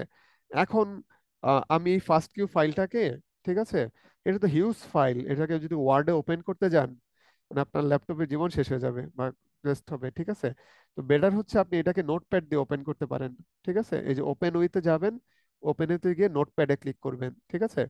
ওপেন হতে কিছুটা সময় লাগবে, এজন্য আমি অলরেডি ওপেন করে রেখেছি। আমি আপনাদেরকে সেটা একটু দেখাই। আহ, এটা হচ্ছে এটা, দেখেন আপনি স্ক্রিনে এখন দেখতে পাচ্ছেন। দেখেন বিশাল বড় একটা ফাইল, ঠিক আছে। এবং যত নিচের দিকে যাবেন এই এটিজিসি বিভিন্ন ইয়েতে লেখা, ঠিক আছে। এই এখানে যে বিষয়টা লক্ষণীয়, ঠিক আছে, এই যে দেখবেন প্রতি 4 বা 5 লাইন পর পর একটা করে রিপিটেশন আছে, ঠিক আছে। আমাদের যদি ফার্স্ট কিউ ফরম্যাটের আউটলাইনটা মনে থেকে থাকে, তাহলে প্রথমে ছিল হচ্ছে আইডেন্টিফায়ার, ঠিক আছে। আইডেন্টিফায়ারটা কি দেখেন, এই যে অ্যাট এমও, সরি আমার এখানে অলরেডি শুরু হয়ে গেছে, যাই হোক। এই যে দেখেন একটু আমি বড় করেছি, দেখেন MO8687, ঠিক না? এটা হচ্ছে সিকোয়েন্সের আইডেন্টিফায়ার পোর্শন বলে। এরপরে হচ্ছে এই যে CACTC, ঠিক আছে, এটা হচ্ছে রিড। ওকে। সো এরপরে হচ্ছে একটা প্লাস সাইন দেয়া আছে, আর এরপরে হচ্ছে যে CCDFG, ঠিক আছে, এটাকে বলা হয় হচ্ছে কোয়ালিটি স্কোর। ওকে। এই 4টা লাইন মিলে হচ্ছে একটা রিড। ওকে। সো এরপরে এই অ্যাড মানে হচ্ছে একটা নতুন রিডের শুরু। ওকে। সো এই দেখেন এই 4টা লাইন মিলে হচ্ছে একটা রিড। সো প্রথম রিডের পার্ট গুলো কি কি, প্রথমে হচ্ছে আইডেন্টিফায়ার, ঠিক আছে। আইডেন্টিফায়ার, তারপরে হচ্ছে যে রিড ইটসেলফ মানে ডিএনএ সিকোয়েন্স যেটা, ঠিক আছে। তারপরে হচ্ছে একটা প্লাস সাইন দেওয়া। প্লাস সাইনটা আসলে কেউ বলে যে পজিটিভ, এটা সাধারণত পজিটিভ সাইনই থাকে, এটা অ্যাকচুয়ালি স্ট্র্যান্ড মিন করে না। এটা অ্যাকচুয়ালি এই যে সিএএসি উপরের লাইনটার সাথে নিচের লাইনের একটা ডিফারেন্সিয়েশন বোঝানোর জন্য, ঠিক আছে। এটা অনেকটা কনফিউজিং মনে হয়, কারণ দেখেন এটাও শুরু হয়েছে সি দিয়ে, এটাও সি দিয়ে, ঠিক আছে। সো আবারও বলছি, এই চারটা লাইন মিলে হচ্ছে একটা রিড। সো এক রিডের পরে আরেকটা রিড, ঠিক আছে। এইভাবে এই ফাইলের মধ্যে দেখবেন আপনি মিলিয়নস অফ রিড আছে, ঠিক আছে। ওই যে আমরা বলছি যে ডিএনএটাকে ফ্র্যাগমেন্ট করা হয়েছে, একই ফ্র্যাগমেন্টকে বারবার সিকোয়েন্স করছে, ঠিক আছে। সো এই কারণে মিলিয়নস অফ রিড তৈরি হয়েছে, ঠিক আছে। সো এটাই হচ্ছে আমাদের প্রথম স্টেপ, ঠিক আছে। আমাদের ফার্স্ট কিউ ফাইলটাকে আমরা দেখলাম যে আসলে আমরা কিভাবে ফার্স্ট কিউ ফাইল দেখতে কেমন হয়, এখানে আইডেন্টিফায়ার কি কি মিন করা হয়। আর হচ্ছে ওই যে আমরা একটু আগে বলছিলাম না শর্ট রিড আর লং রিড। সো আমরা যদি এখানে দেখি যে সিএএসি যে পার্টটা, ঠিক আছে, এইটাই হচ্ছে রিডের লেংথ, ঠিক আছে। অর্থাৎ সেকেন্ড লাইন যেটা, এটা হচ্ছে রিডের লেংথ। এখানে হয়তো বা 150 বেস পেয়ার হতে পারে, 300 বেস পেয়ার হতে পারে, ঠিক আছে। এজন্য এটা শর্ট রিড। আর যদি লং রিড হয় দেখা যাবে এটাই প্রায় 1 কিলো বেস বা 10 কিলো বেস পর্যন্ত হয়ে যেতে পারে, ঠিক আছে। তো এইখান থেকে আমরা আমাদের পরবর্তী কাজগুলো করব এই র ফাইল থেকে, ঠিক আছে।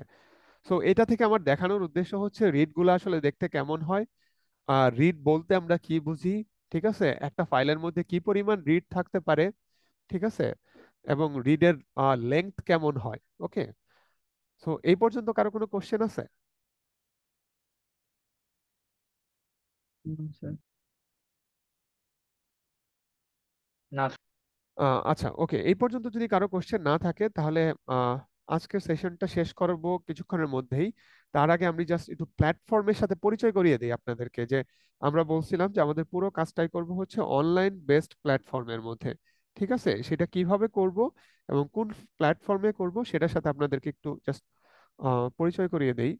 সেটা হচ্ছে it's a very popular platform, ঠিক আছে, ঠিক আছে। এইটা হচ্ছে এটাকে বলা হচ্ছে গ্যালাক্সি। নামটা এমনিতেই গ্যালাক্সি বলা হয়েছে কারণ এর মধ্যে প্রচুর মানে টুলস আছে। তো গ্যালাক্সির অনেকগুলো ভার্সন আছে, ঠিক আছে। যেমন কোনোটাকে বলা হয় গ্যালাক্সি ইইউ বা ইউরোপিয়ান ভার্সন, কোনোটা গ্যালাক্সি এইউ অস্ট্রেলিয়ান ভার্সন। আমরা যেটা কাজ করব সেটা হচ্ছে গ্যালাক্সি এইউ তে, অস্ট্রেলিয়ান ভার্সন, কারণ এখানে বেশ আপডেটেড টুলস গুলো আছে, ঠিক আছে। তো আপনি যদি আপনার সার্চ ইঞ্জিনে গ্যালাক্সি এইউ লিখে সার্চ দেন, ঠিক আছে, তাহলে এই যে গ্যালাক্সি অস্ট্রেলিয়া আসবে। সো এখানে কাজ করতে গেলে আমি সাজেস্ট করবো আপনার অবশ্যই একটা অ্যাকাউন্ট খুলে নেবেন। অ্যাকাউন্ট খোলা থাকলে যেটা হয় যে আপনার ডেটাগুলো আপনার অ্যাকাউন্টের মধ্যে থেকে যাবে, সো আপনি রিপিটেডলি কাজগুলো করতে পারবেন। কিন্তু অ্যাকাউন্ট না খুলে আপনি যদি ডেটা আপলোড করেন, তাহলে যেটা হবে যে পরের বার যখন আপনি আবার কাজ করতে যাবেন দেখবেন আগের ডেটাগুলো নাই, ঠিক আছে। সো অ্যাকাউন্ট খুলতে গেলে কি করতে হবে, আপনি জাস্ট রেজিস্টার ক্লিক করবেন। রেজিস্টারে ক্লিক করে আপনার ইমেল আইডি, নাম এবং ইউজার নেম কি দিতে চান দিলে আপনার মেইলের মধ্যে একটা কনফার্মেশন লিংক যাবে, সেটা ক্লিক করলেই আপনি এই ধরনের একটা ইন্টারফেস পেয়ে যাবেন, ঠিক আছে। এটা হচ্ছে ইন্টারফেস। তো এই ইন্টারফেসটা কয়েকটা পার্ট আছে, ঠিক আছে। একদম আমি যদি একদম লেফট সাইডে দেখি, দেখেন এইখানে দেওয়া আছে কি আপলোড বাটন। হ্যাঁ, আপলোড বাটনের মাধ্যমে আপনার যে র ফাইলটা সেটা এই গ্যালাক্সির মধ্যে আপনি আপলোড করতে পারবেন, ঠিক আছে। আচ্ছা, তারপরে আছে টুলস। টুলসের এখানে সার্চ করলেই আপনি কখন কোন টুলস দিয়ে কাজ করতে চান।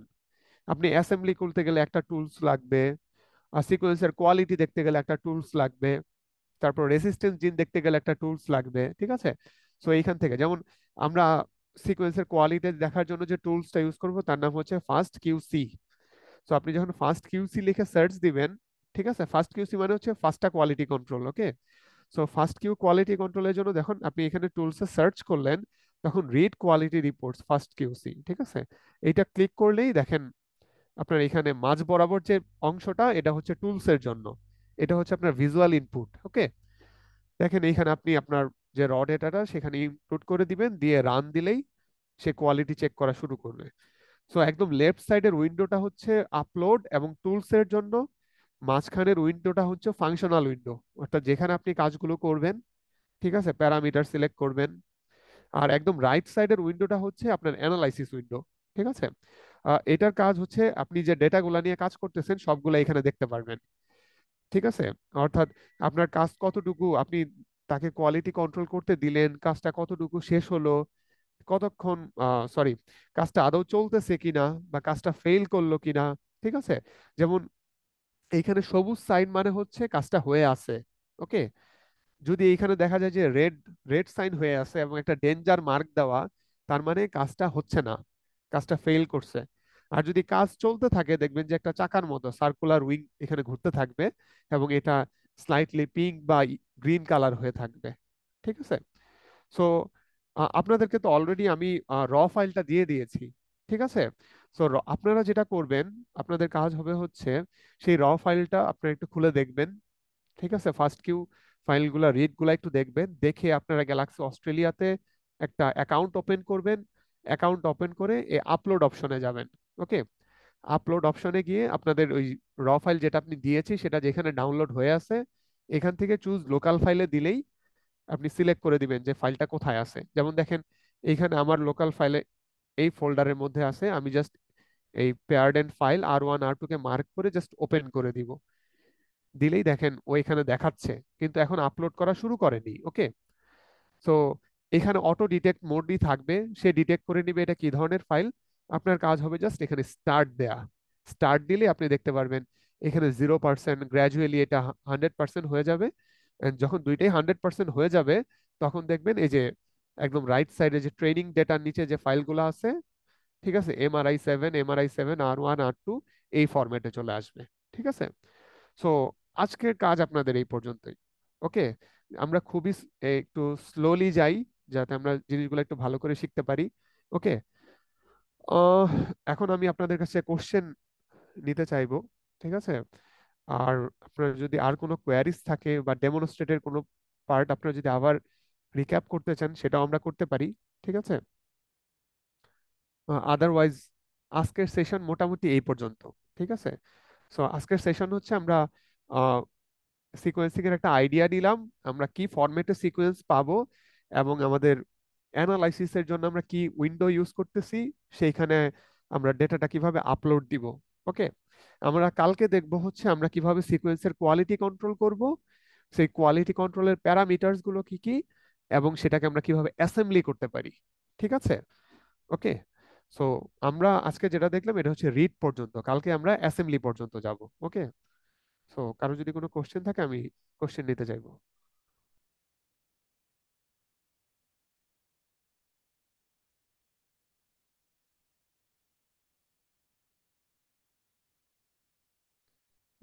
স্যার এখানে তো আমরা জাস্ট একটা সিকোয়েন্স প্র্যাকটিস করতে, অর্থাৎ একটা স্যাম্পল প্র্যাকটিস করতেছি। তো হ্যাঁ, আমাদের যদি অনেকগুলা স্যাম্পল থাকে তখন কি সবগুলা স্যাম্পল একসাথে ভাবে সাইমultaneously ইয়েতে করা যাবে, অ্যানালাইসিস করা হ্যাঁ যাবে? গ্যালাক্সিতে অবশ্যই করা যাবে, করা যাবে। আমরা জাস্ট একটা নিয়ে দেখি, মানে প্রসেসগুলো এরকম, একটার জন্য যেরকম পাঁচটার জন্য একই রকম। ঠিক আছে? একটার জন্য যদি আপনি 1 ক্লিক করেন, পাঁচটার জন্য 5 ক্লিক করবেন। গ্যালাক্সিতে কাজগুলো হচ্ছে এরকম। ঠিক আছে? তো ধরেন আপনার কাছে আরেকটা আইসোলেট আছে MRI 8, তাহলে একইভাবে MRI 8 এরটা আপলোড দিয়ে ফেলবেন। তারপর আমরা কালকে দেখবো কিভাবে কোয়ালিটি কন্ট্রোল, একটার জন্য দেখাবো, দরকার হলে আপনাদেরকে আমি দুইটার জন্য দেখাই দিব। ঠিক আছে? সেইভাবে। কিন্তু যদি এরকম হয় যে 200 বা 300, ঠিক আছে, তখন একটু লোড হয়ে যাবে। সেক্ষেত্রে আবার কমান্ড বেসড কাজগুলো আর কি ভালোই হয়, কিন্তু তার জন্য আবার একটু হাই পারফরমেন্স কম্পিউটারও লাগে। ঠিক আছে? But otherwise Galaxy is very fine. ঠিক আছে? এটার মানে গ্রাফিক্স ইউজার যে ইন্টারফেসটা ইটস ভেরি হ্যান্ডি এবং খুবই ইজিলি বোঝা যায়। ওকে, জি, বুঝছি। সো কারো কোনো কোশ্চেন আছে আর?